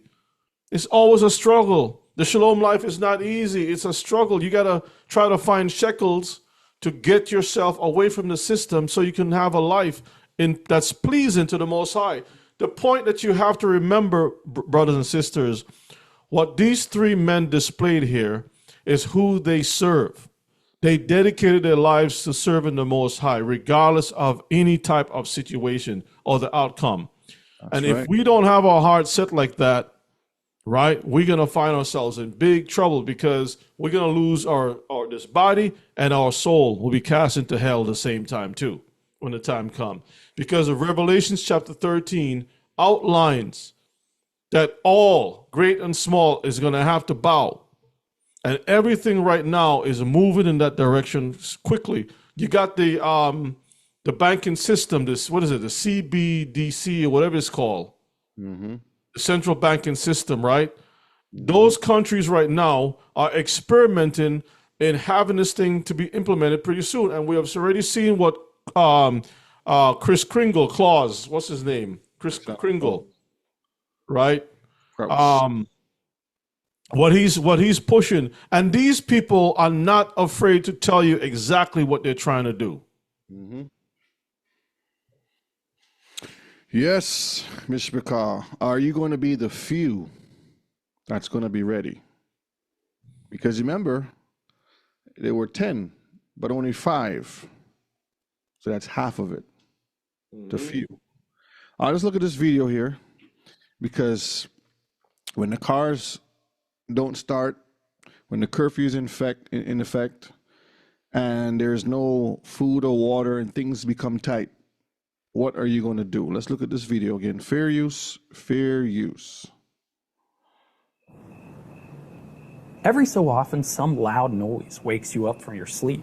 A truck backfiring on the street outside, a baby crying, a cat knocking something off a shelf.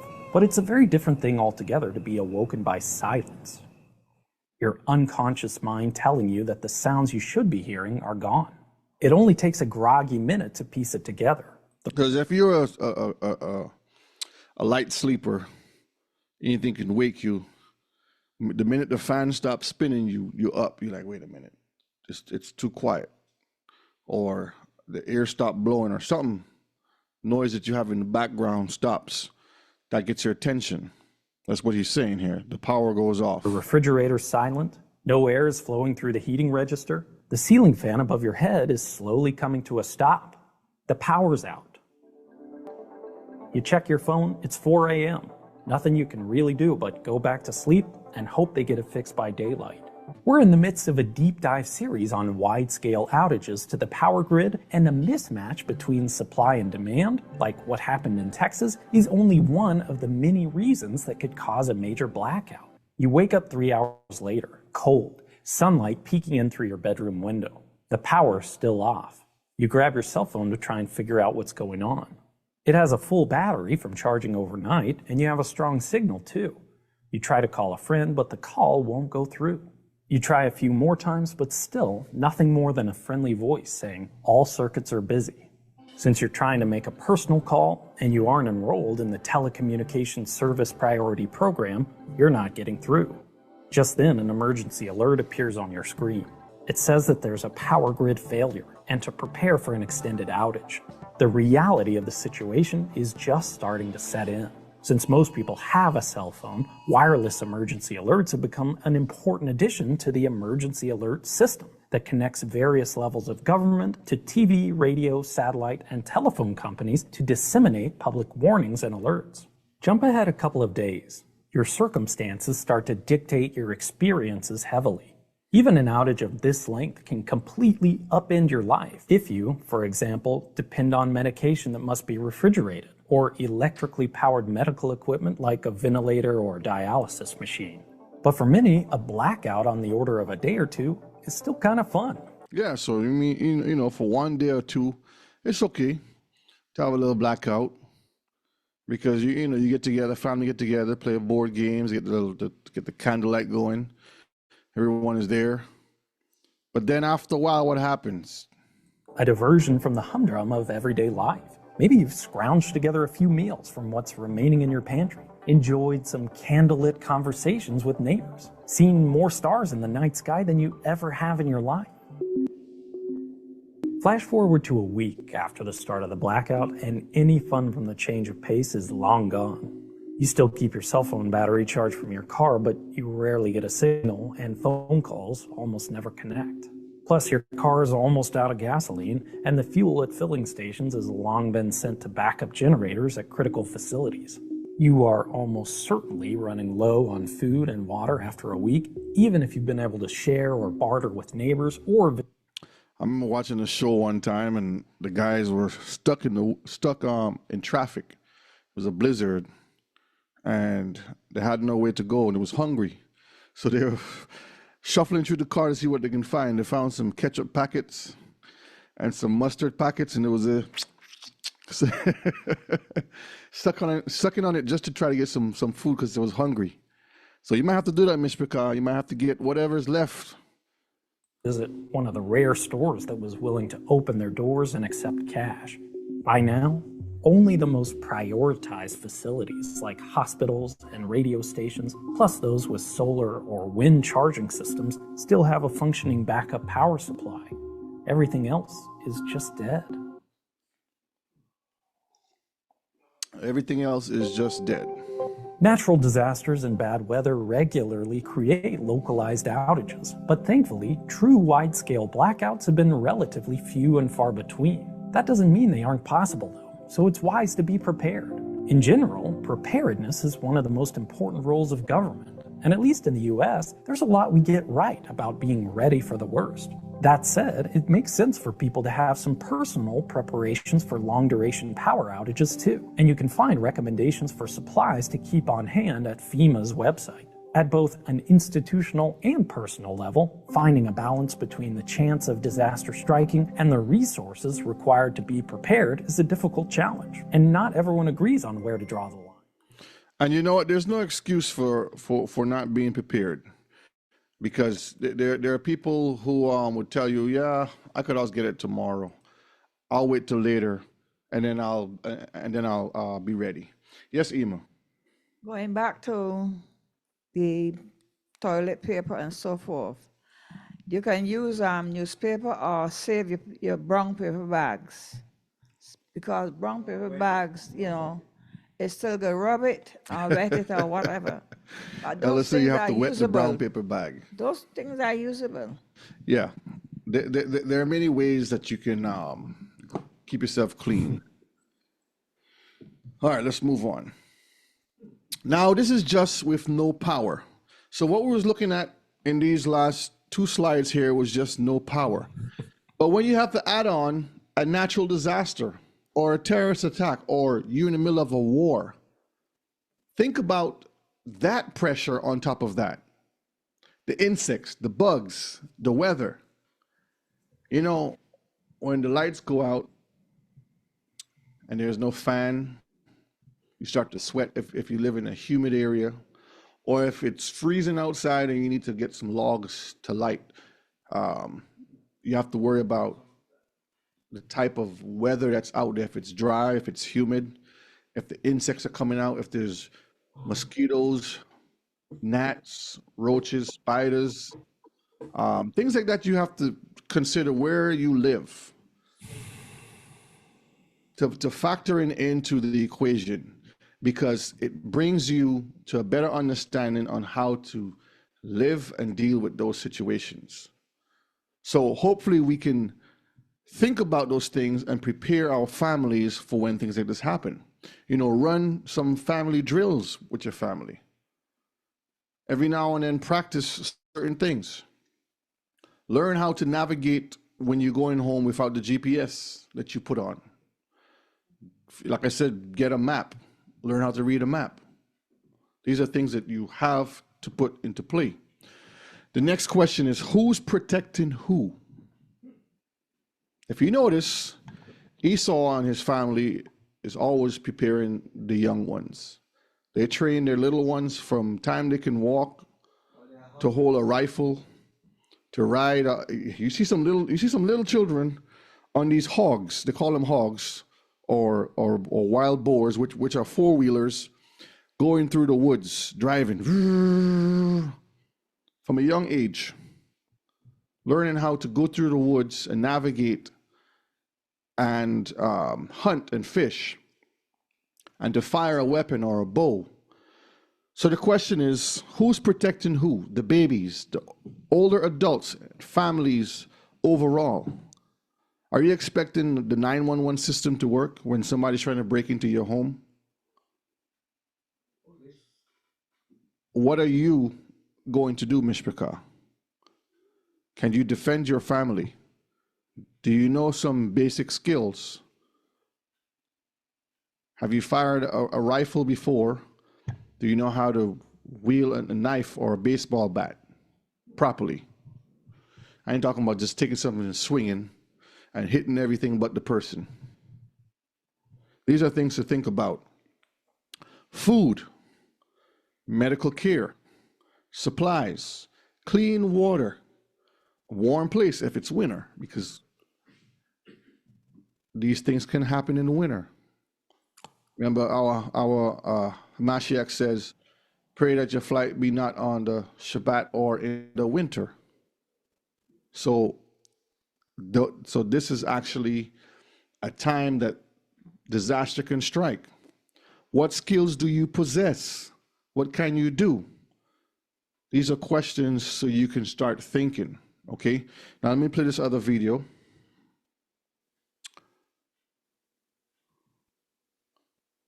Fair use, fair use. Let me start it up again. So this is a little survival stuff that you can try yourself, okay? You just go on YouTube and you can find a lot of different things you can learn. A lot of do-it-yourself, DIYs, do-it-yourselves, instead of going to a class or a school or something like that.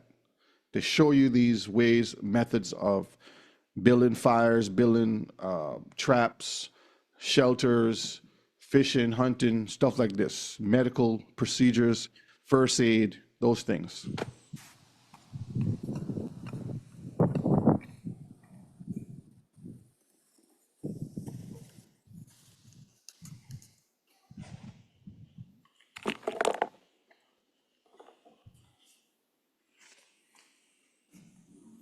Wasn't that easy to build?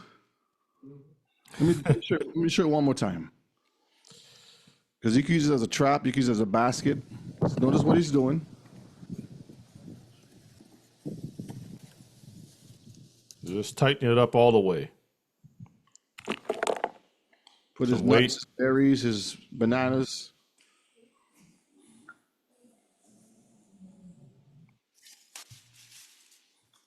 I think you may have to travel. You may have to travel through the country, Brother Shea, and give some classes to Israelites. What do you say?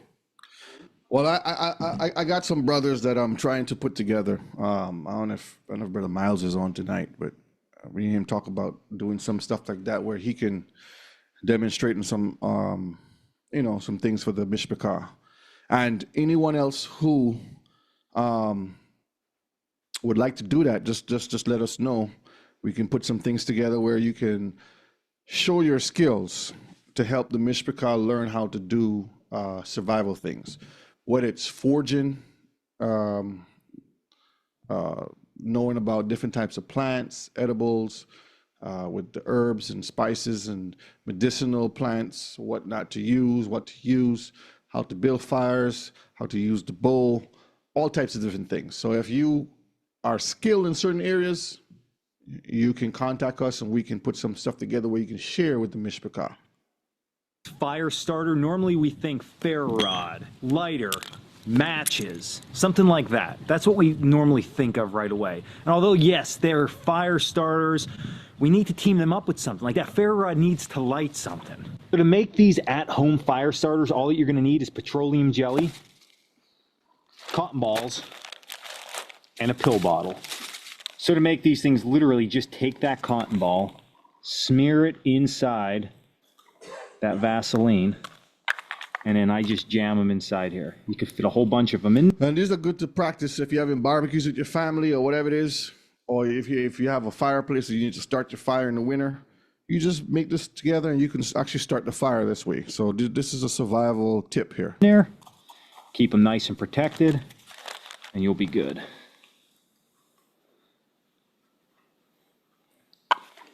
Now these fire starters light up very well with a ferrocerium rod, lighter, or matches. Vaseline and cotton balls. Very simple. So a couple supplies that you are going to need. And this is another version he's going to show you now. First and foremost, you're going to go to just a local dollar store and you're going to get the cotton round pads. Okay, they're usually in the makeup aisle, so you're going to grab those. Next, you're going to grab wax. You could buy this at most grocery stores. It's called Gulf wax. It's paraffin wax. Next, you're going to go in the grilling section and buy some lighter fluid. It is heading into spring, so this is all over the stores right now. You get yourself a bottle and you're going to be good to go. And then the other supplies that you are going to need is something to melt your wax mixture in, which I just have an old tin can here. It can even be dirty like this one. It really doesn't matter. I like to use some aluminum foil for the drying method, and then you're also going to need a way to get your discs in and out of the fluid. I think a fork works best for that. Is you're going to get your campfire started, then you're going to get your container, then you're going to grab your wax. This Gulf wax comes in like little bricks, so I'm literally just going to take a half a brick here. I'm going to cut it with my knife, throw it inside here, and put it on the fire to start to melt. Now, paraffin wax, if it gets super hot, can catch on fire. If that happens, you just need to cover this with something. But if you put it off to the side and slowly melt it, generally that's not going to happen. And then once that's done, we're going to take it off the fire and we will add our lighter fluid, and then I'm going to show you how to progress from there. Like, it's super simple here. So my wax is now melted, and I gave it some time just to sit out and for the container to cool. Now what we're going to do is we're going to take our lighter fluid and we're going to add equal parts. So you're going to just eyeball this as you go, just like that. Literally, this is so simple. Now take your cotton round pads and you are literally just going to lay them in there and then take them out with your fork, let them drip liquid back into the solution. I'll show you a close up here, and then just lay them onto the aluminum foil. It's literally that easy.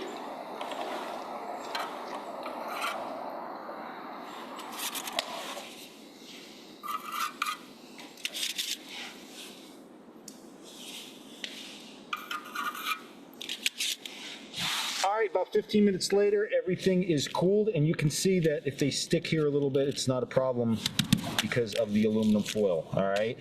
If they're really stuck, none of these are, but if they are, you can get underneath here and peel that away and you'll be fine. All right. So now what we're going to do is we're going to go test these fire starters and show you how awesome they actually are.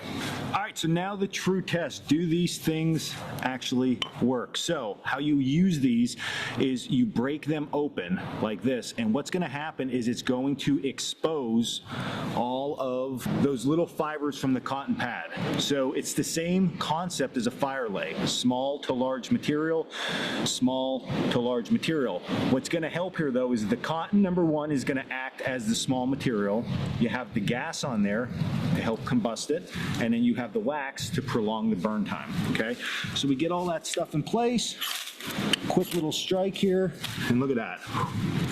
Right up. Now, I'm going to let this burn for a little bit. I'm not going to bore you to death, okay? But they get a very nice long burn time out of these things. You can also couple this up with another one. You can cut these things in half. If you've been at the school here, you know that we actually sometimes cut them in a quarter, and you can still get a sustainable fire out of it. So I'm going to give this some time to burn. We'll come back to you, and then we're going to go show you some other tests with these, how good they actually work. White is nice because if you drop it in the dark, it's like, there it is. But let's say it's snowy out, you're in snowy conditions, white is probably not what you want because of the snow, okay? So you can very easily add some dye into this. You can get candle dye in a variety of different colors. You can add it in, orange, red, green, whatever you want to do, and you can make these things different colors and then stack them and you'll be good to go. And that is these things, pine cones. Can you believe it? Pine cones work really well with fire starting. The number one nicest part of pine cone fire starting is that they're super abundant. So you can take something like a trap basket and fill that thing up super quick if you find an area of pines with these pine cones, and then you can utilize these to get your fire started. Now, what's really nice with these things is they're generally dry. They don't hold a lot of moisture, and there's also that lovely sap. If you look at all of these little ends, okay? All right, get that flame up in there. The same as a stick bundle, right? So we get this thing burning, working real nice for us. And look at that. That pine is burning and we're good to go. So a great way to get that fire started, okay, is with these, and then keep that fire going with these. So that is one way of getting those things that you need to learn how to survive. Basic fire starting skills that you can be able to boil your water, cook your food, have some warmth, have some light, and et cetera, et cetera, et cetera. Let's move on.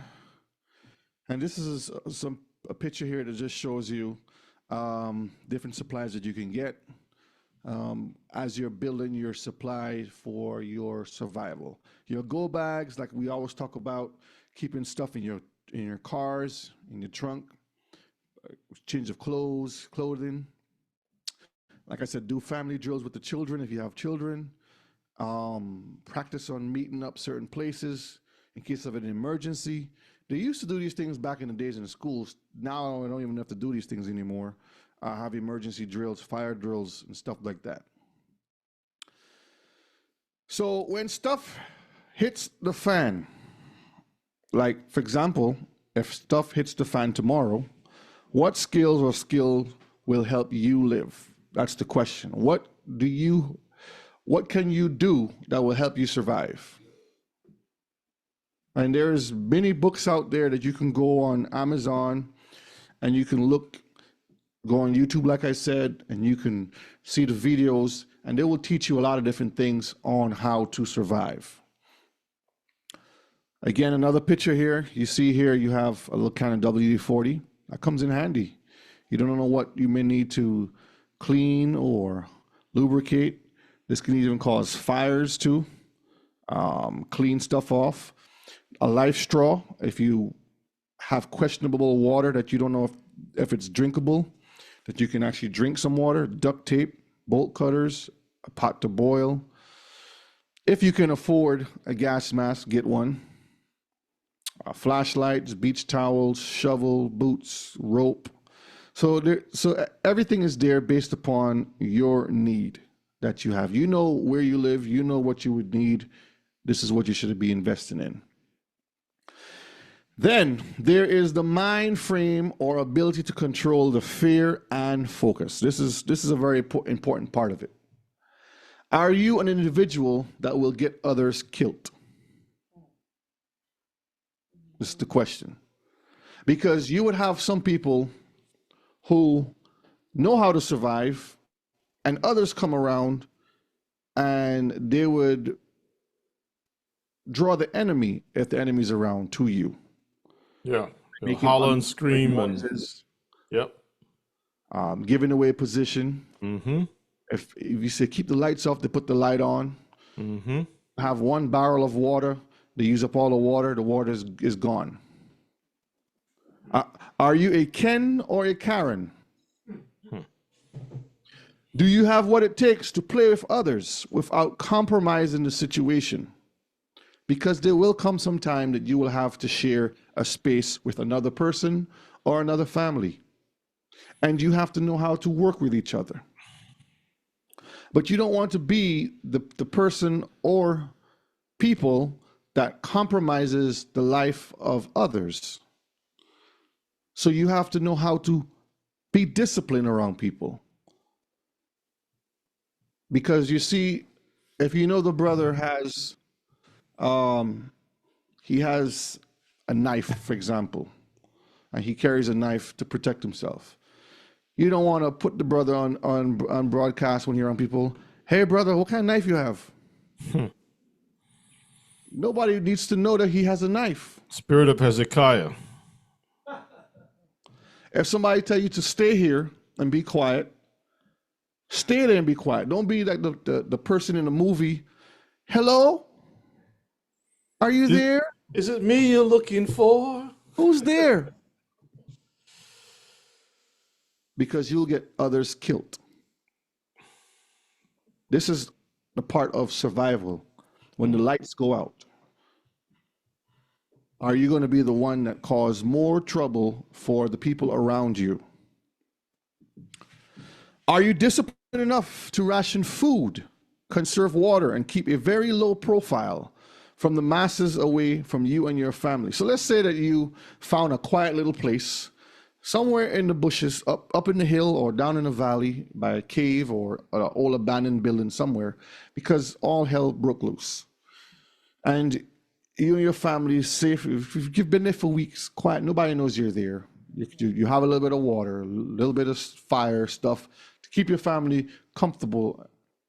You may have like 2 bullets left in your gun, and you're trying to save that. And here comes a brother or a sister, and you say, all right, brother, come on. You can come and bunk with me.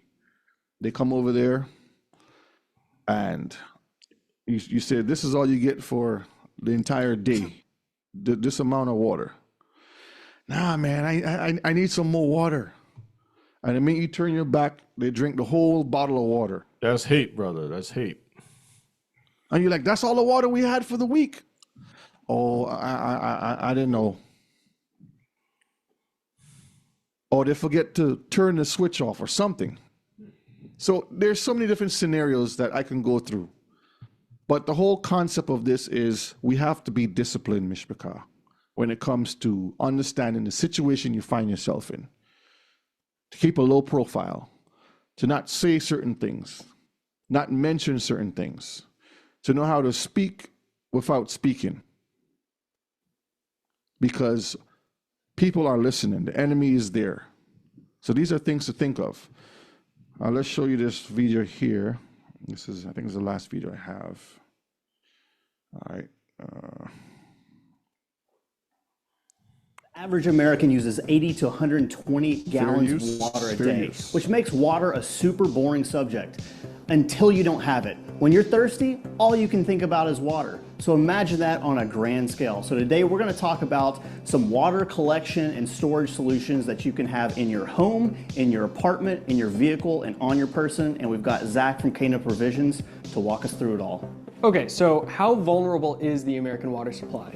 Michigan, where I grew up in Metro Detroit, Michigan, but north of there, Flint. Like, everyone knows what happened in Flint, Michigan, as far as their municipal water systems breaking down, lead being in the pipes. Like, that wasn't a cyber attack. There was no kinetic action. Nothing got blown up. That was just the infrastructure falling apart.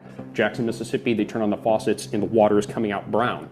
You have the East Palestine train collision, everything that happened there with the PVC fire. Like, the water in the groundwater, the sources there have been changed for a generation. Talk to scientists who are dealing with that kind of stuff, and they're saying, like, what you're getting, the PFAS, the PFOS into the water, and then seeing the repercussions of what that does to our systems over long periods of time is absolutely terrifying. Like, the water might not come out of the tap purple, it just might come out of the tap looking normal right up until flammable you're water. sick, or your wife is sick, or your children are sick. So looking at this as a holistic thing, the probability of this happening is far higher than we want to talk about. SCADA systems in particular, which are the systems that control a lot of our power, water, and other infrastructure grid, are enormously vulnerable.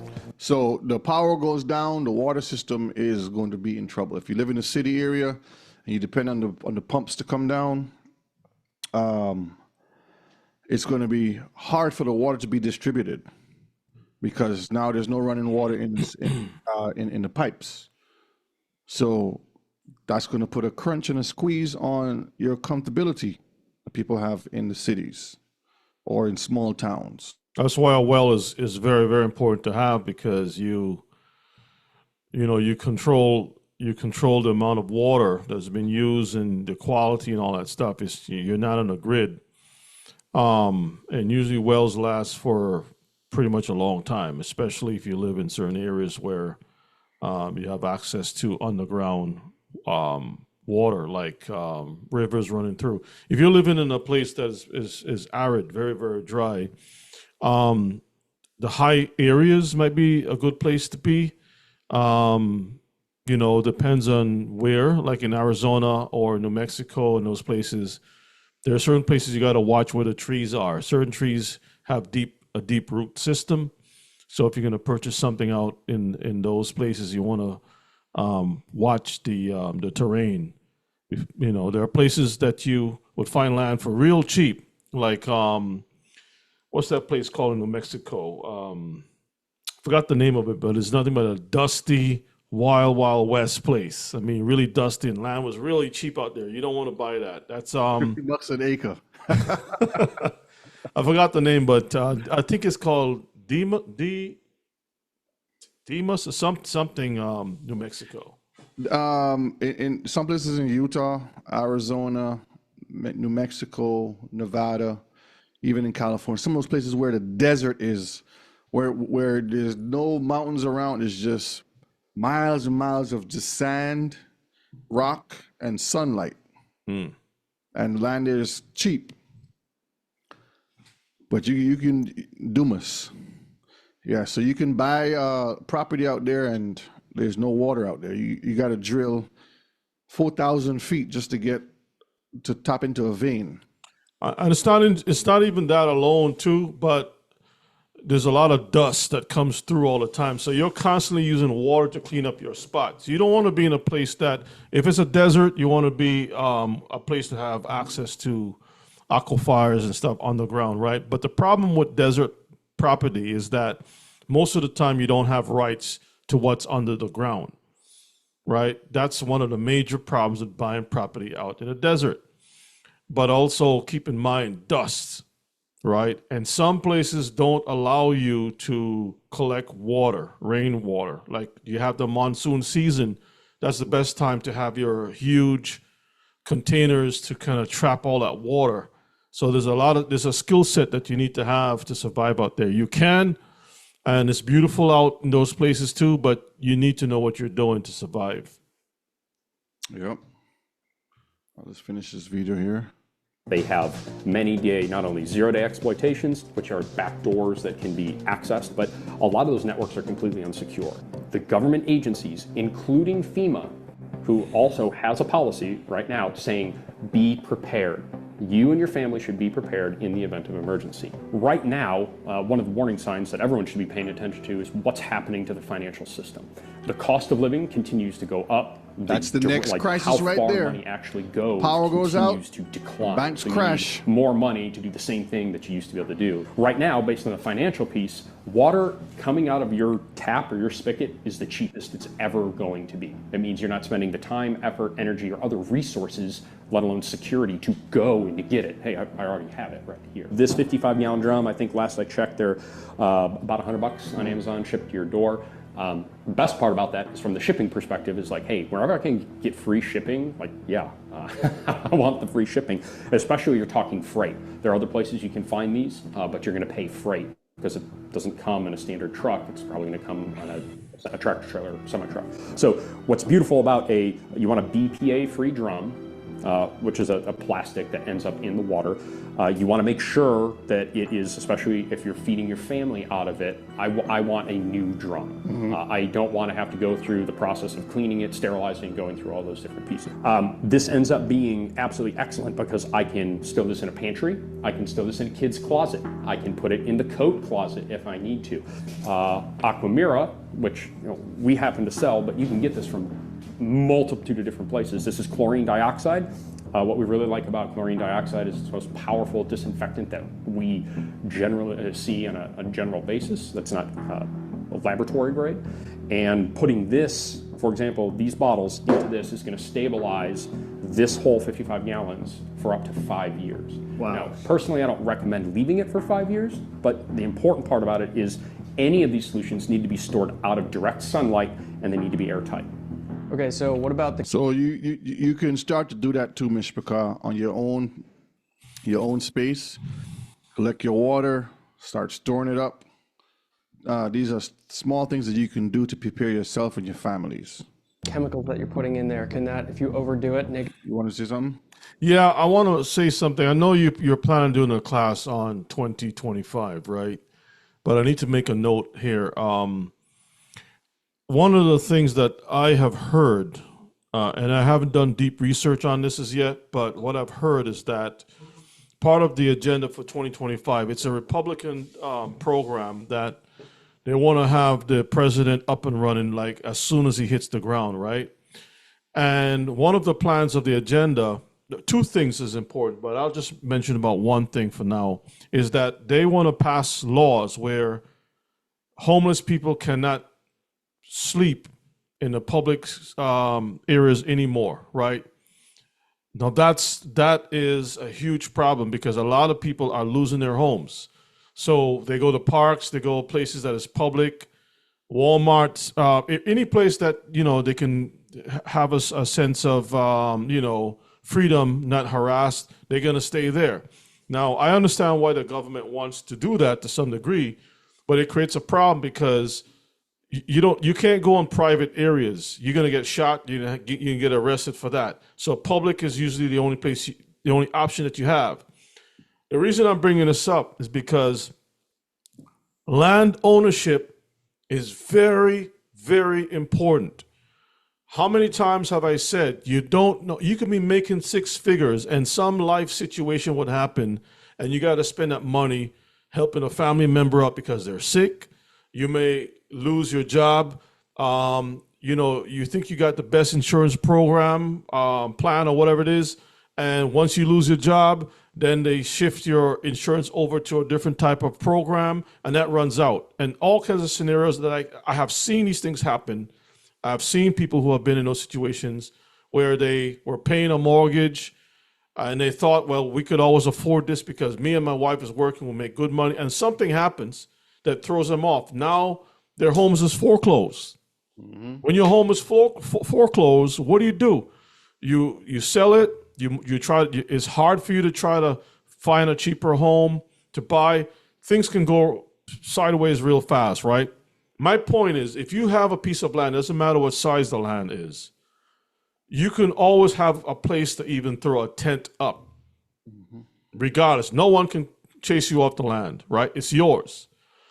But when you live in those types of rental and mortgage situations, you are at the mercies. The Bible says that the borrower is servant to the lender. You're still a borrower because you have to meet the obligations. And especially in America, if you don't work, you can't eat.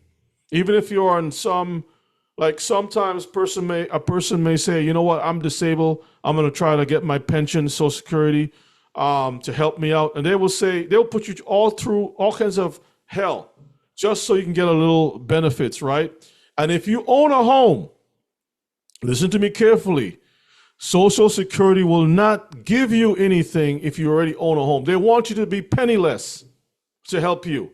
You got to sell your house. So imagine you have a home that's paid up for, but you need disability help.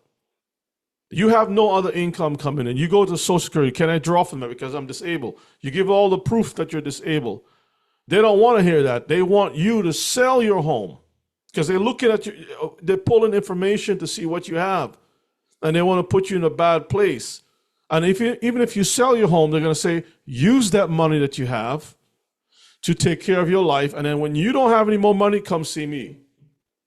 And I'm telling you, brethren, we have to, pastors are not going to be taking the time out to talk to you about these things. They want the money to come to them. You follow me? When we have these forums, it is to teach us left, right, front, back, up, down, all types of scenarios so that we can say, I don't want this to happen to me. Because our bodies is not guaranteed to remain the same way always. Sometimes you get sick and it takes a while before you can recover. And you're going to find yourself doing a lot of things that you didn't expect in life. So it's always good to have your own land. I've said that many times. And a lot of our people think they're going to be young forever. I can always make a hustle. I can do this. It doesn't always work out like that. But land is something that you can always fall back on. So when they push that 2025 agenda, if that thing comes running, right, Most High forbid that any of our people who have been on this forum should find themselves on the street. Because on the street means that they can round you up and they can do all kinds of stuff with you. You're going to have to comply with whatever programs that they have to compensate for not being on the street. And that's not a good place to be either, right? So take heed, Mishpachah, take heed. That's right. Negatively affect you as well? So yes is the answer. You absolutely can overdo it. One of the good things about chlorine dioxide is it's very difficult to overdo it. With traditional bleach, that is a much higher likelihood. So there are many ways and forms that you can store water, you can get water. Just be wise in what you do. Start. The hardest thing is starting. A lot of people don't know when to start, how to start, but just starting is the biggest thing. All right. Can you bear arms and defend your family and homes? That's the question. Can you hunt, forage, and fish to bring food? Can you build a fire to keep warm, boil water, cook, drink, and bathe? These are questions. So it's things to make you think, so you can start to put it to practice. If you've never done it, go and do it. If you've never been to a gun range, go to a gun range or go to archery class.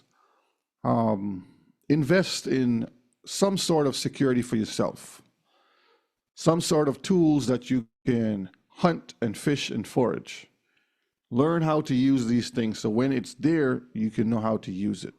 Again, when we went back, when we first started and you saw how the Most High left certain nations there so we can learn how to fight and war. So you ask yourself, well, why does the Most High want us to learn war? Because you have people who are going to come against you. And you have to learn how to defend yourselves. So there are a lot of TV shows out there, Survivor Man, Survivor, Survival Show, Dual Survivor, Alone is one that you see here on the screen. There's so many different shows out there. Naked and Afraid, which I don't know why you would be naked in the first place. But that's just the heathen spin on it. But there are shows that can teach you how to build shelters, forage, and survive if you find yourself in that situation. Right here you see this family here hunting for birds. They have some pheasants right here so they can eat. Down here they're fishing so they can eat. Learn to do these skills. There are a lot of books out there that can teach you how to forage.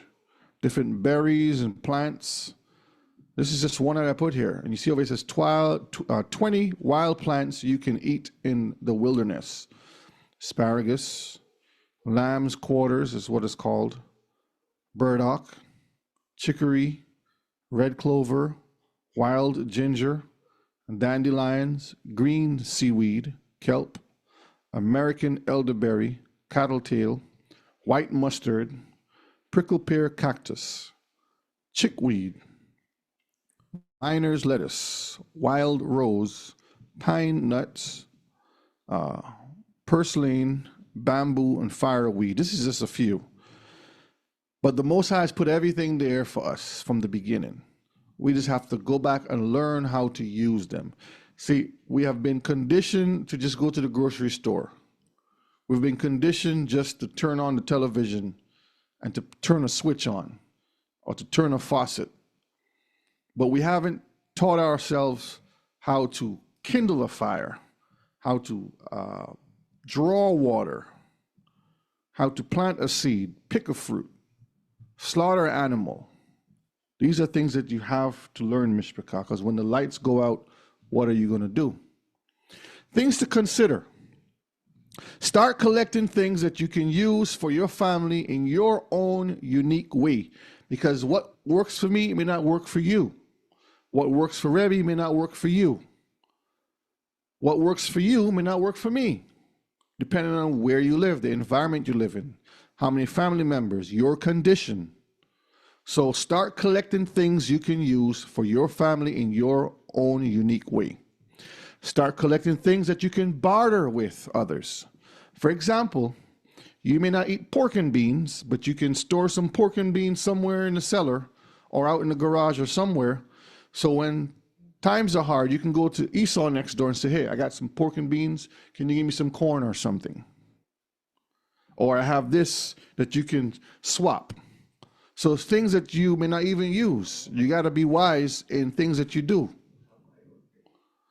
Because you never know. Start collecting medical supplies. For those of you who may get medicines from certain places, collect them, because you don't know when that is going to stop. You may need some kind of antiseptic or rub or dialysis, whatever. Vicks, some tussin, alcohol, whatever you need as far as medical supplies and medicine. Start collecting it so you can either use it for yourself or you can barter with it. You say something, Rebbe? Yeah, I don't know about that pork and beans thing. I mean, I know what you're trying to say, but as Israelites, you know, I leave that to the individual to deal with. You know, we got to be careful touching unclean things, but if there's a way that you can, I don't know, I leave that to the individual. I would recommend certain things. I mean, what I'm trying to say is sometimes we can't use something because I know what you mean. I mean, your point is valid. If animal dies, we don't eat it. We give it to the heathen. Yeah, your point is valid. Your point is valid. I get what you're saying. But that's everyone's personal preference. Mm-hmm. So use your judgment, and if you have things that you may not use, give it to someone else that you can barter with, meaning another family may have something that you may need something. You may need some shoes or towels or matches or whatever, water. And they're looking at your food over there. So case by case, you got to know what will work for you and your family. Start taking at least 1 hour a week to learn a skill, Mishpachah. YouTube, survival classes, books. We have no excuse. You can learn something with the family. Instead of going on TikTok, Facebook, and watching hours of nonsense, learn a skill. Learn something. Start conditioning yourself to fast and pray than you normally do. Luke 21:36. Watch ye therefore and pray always, that you may be accounted worthy to escape all these things that shall come to pass, and to stand before the Son of Man. Hallelujah. So Yeshua is saying you have to watch. You have to pray. Because there is a time coming that you will try to escape from disaster. And if you're not prayerful, if you're not doing what you're supposed to do, if you're not prepared, you will fall, Mishpachah. Your family members will fall. So it says that you may be accounted worthy to escape all these things that shall come to pass. Not might or may, but it's guaranteed to come to pass. And this is what I'm telling you, a blackout is going to happen. May I say something real quick? The text doesn't say that angels will be watching. Angels are always watching, and that the angels are going to tell you how to escape. He says that we have to be the one watching. We don't depend on others to watch for us. We have to be the ones looking and seeing, because everybody's area may be different. You know, things happen overnight. You can be in South America and something happened. You can be in the Caribbean and something happened that's different from what's going on in the States. The States will have its own unique issues. Canada, England, Europe, whatever, wherever you are. But we have to watch it accordingly. I might say, well, such and such is happening, but that doesn't affect you where you are, right? You might be able to escape one thing, but then you might encounter another situation. So it is left for the individual to be vigilant and watch in your locale, whatever is happening, and be ready. Hallelujah. That's right. And watch the news too. That's right. Faith. This is the important part of the class here, Mishpachah. Where does your true faith lie? Can you be patient to see the salvation of our King? Or will you complain about the comforts of the hard, dusty earth? Because there will come a time when you have to lay on the earth, when you don't have 4 walls and a roof, but you have a tent. Or you have not even a tent, you have a tarp. You have to sleep in your car. Will you be content with that?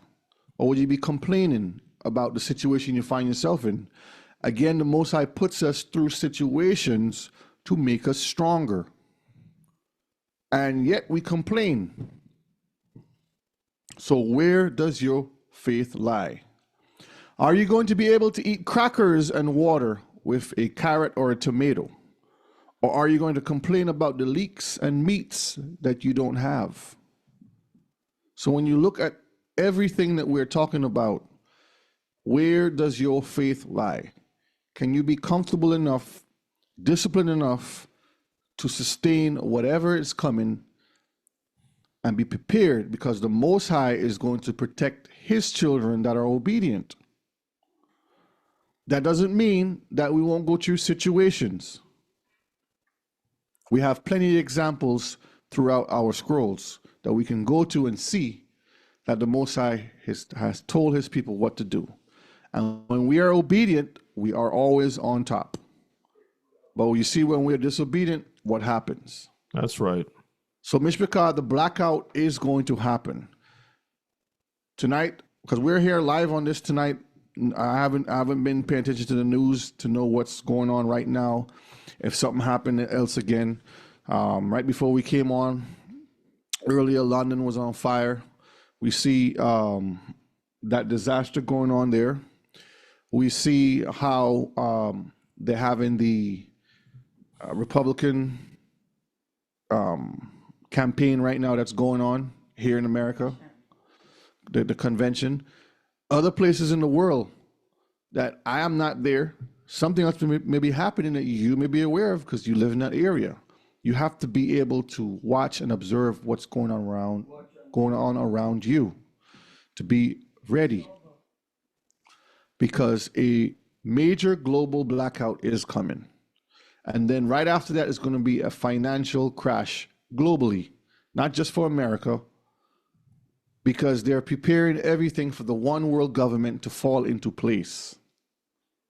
Don't think, when I talk about America and stuff that's happening here, and I say this a lot, they run the world right now because the dollar is still the strongest. The military is still the strongest. But that's just for a time. That's going to end soon, where all governments come together and fall under one roof. And that's what they're preparing for. So Agenda 2030 that we talked about, that's preparing for that. Project 2025 for next year, that what Rebbe mentioned, that's preparing for that. The IT blackout that just happened today, that's all in preparation. The pandemic that happened 4 years ago, that was part of the preparation. Everything that they're doing is leading up to the end time that they are planning for, the one world system. The question is, what are you doing? What will you do when the lights go out? That's the question. So I hope we learned something. I hope I kind of stirred up some thoughts in your head. It wasn't supposed to be feeling comfortable. You want to think of these things, because when the phones go out, there's no access to get money, to make calls, emergency calls. There's no social media to get onto. You might have to leave your car where it is and walk 10 miles back because there's no gas. What are you going to do? And then it starts raining. Do you have the proper stuff in the car? Or if it's snowing, if it's hot outside, if it's 100 plus degrees outside, what are you going to do? So these are things to make you think. You have children, babies, newborns. What are you going to do? If you're pregnant, what are you going to do? If you have a medical problem, what are you going to do? So think about these things, Mishpachah, while we prepare ourselves for these end times. Any last things, Rebbe? I think your class is to be added with all the other classes. I think we give enough information and reminders to our people that they can, really make some changes in their lives. And we all need that push. We all need to be reminded of what matters most. Every once in a while, I find myself running out of fumes, not even run out of gas or I'm running out of fumes, okay, where you just got to stand still and really catch yourself and retune yourself and get yourself together and get back on the grind to make things happen. It's not going to happen overnight, but at least if something pops off, at least you're in a better place than before. So yeah, Brother O'Shea, good information. We have the evidence with the news. Look at the news report, see what's going on. I'm always checking the news before I go to bed because I like to stay abreast. And I like to keep my mind in ready mode. If something happened, I can grab this, grab that, and whether I'm here, there, or wherever, I'm ready to go. So that's basically it. Before I'm gonna share one more video real quick. Oh, sure, go ahead, and then I want to say something after before we close up. Put the Georgia report and look at it in a second. This is just a video in case you have animals too, because you have to think about your animals too when you're having. What sovereignty looks like. Here's what I mean by that. By purchasing these 55-gallon drums and being able to buy all my feed in bulk, I am no longer at the mercy of price fluctuation, aka inflation. It puts me in the best position possible. In this situation, I know a local farmer who was selling corn for $13 a bag, but when he started selling it for $8 a bag, I go and buy 50 bags because that's going to save me in the long run. The same thing is true for my chicken feed. While I don't have a local vendor just yet, I get everything from the Tractor Supply Company, but you can see all the grain that I have here. These containers hold 8 bags of chicken feed. This is about $14 per bag. You do that times 8. But now I'm not trying to store it in a building where I now have to worry about rodents such as rats. But the moral of the story is preparation is key, and it's not just self-sufficiency. It is self-sufficiency for your animals that feed you as well. So you have animals, you got to take care of the animals, so you got to consider that also because they're part of your livelihood. And if you notice, the brother also was armed. See right here? So he's protecting himself. Go back here. Price fluctuation, aka inflation. It puts me in the best position possible. In this, see right there, he's carrying what he has to carry. So just wanted to share that last video with you. Remember your animals too. And this is the Drudge report. Let's see what they're saying real quick before we log off. Still talking about the. This is a screen that shows because of the power outage. Here, biggest outage in history. That's the news right now. So when you get a chance, just go through the news and take a look. Go ahead, Rebbe. You was going to say something. Yeah, I just want to let everyone know again. YouTube has placed me in jail for 2 weeks. I'm not going to be able to post up anything. That's because of the same rules and policies that they have. They're just on me like that. So this class is not going to be up until I'm released from prison, but it's going to probably be on some other sites. Now, just, I don't want to say too much. Let me see something. I'm just going to post something in the chat that you can share, because the reason I'm being kind of quiet about stuff is because I don't want others who are posting to get the stuff flagged and taken down that way.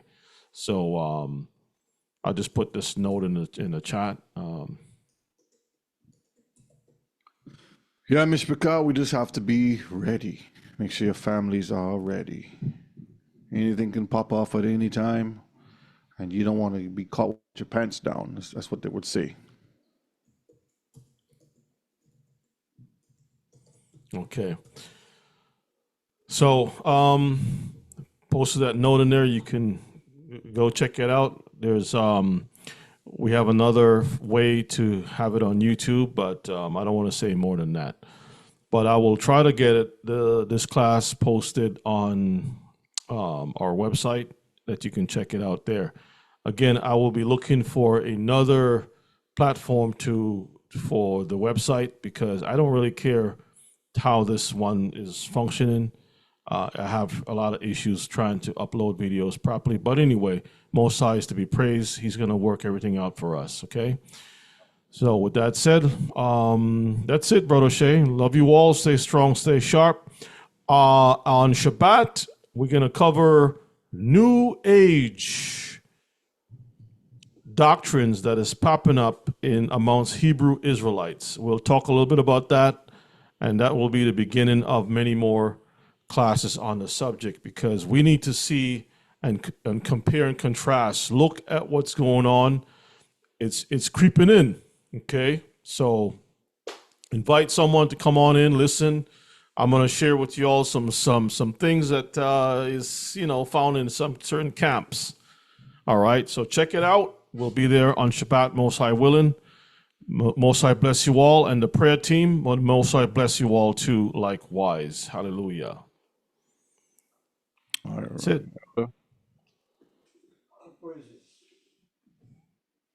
That's it. So, all praises to the Most High. I want to thank Brother O'Shea tonight for that wonderful class. Also, our teacher, Brother Yana. We thank the Heavenly Father for you, both of you all. We just pray that the good Lord will continue to bless us, that we all will stay together and live together and take heed because the time is at hand. Father in heaven, we thank you again for the time that you have blessed us with tonight. Your words, your encouragement, Father, and the things that we learn, help us, Father, that we'll put it to practice.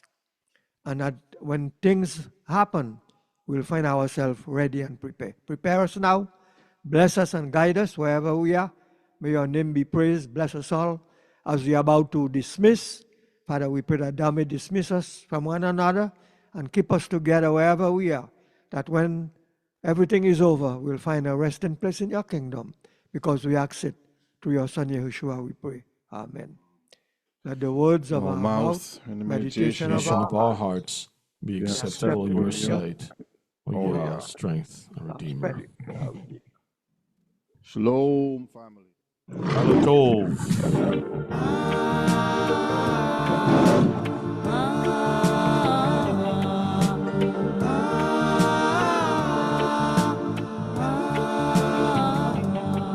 Trigger tsunami and left sickness, danger valley. Quick to transgress, play with fire continually. The retinal scans as time advance, so that's technology. Where they stop, only one knows the Almighty. Some serial killers, company, woman, laboratory. Eugenics project, side effect, torment the baby. Medicinal bag of chips, we feed the greedy dummy. Marionette of the money power hungry.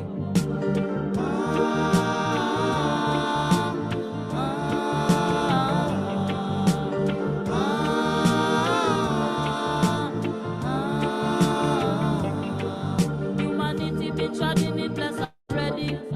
Insanity tail a customizing species. First the other interfere where they should not be. Backfire sit down patient in a them lobby. There's repercussion for just the acts of iniquity. In Jacob of indignation there's no pity. There's no remorse and no way out and no sympathy. Continue to run your mouth and now you gon' see.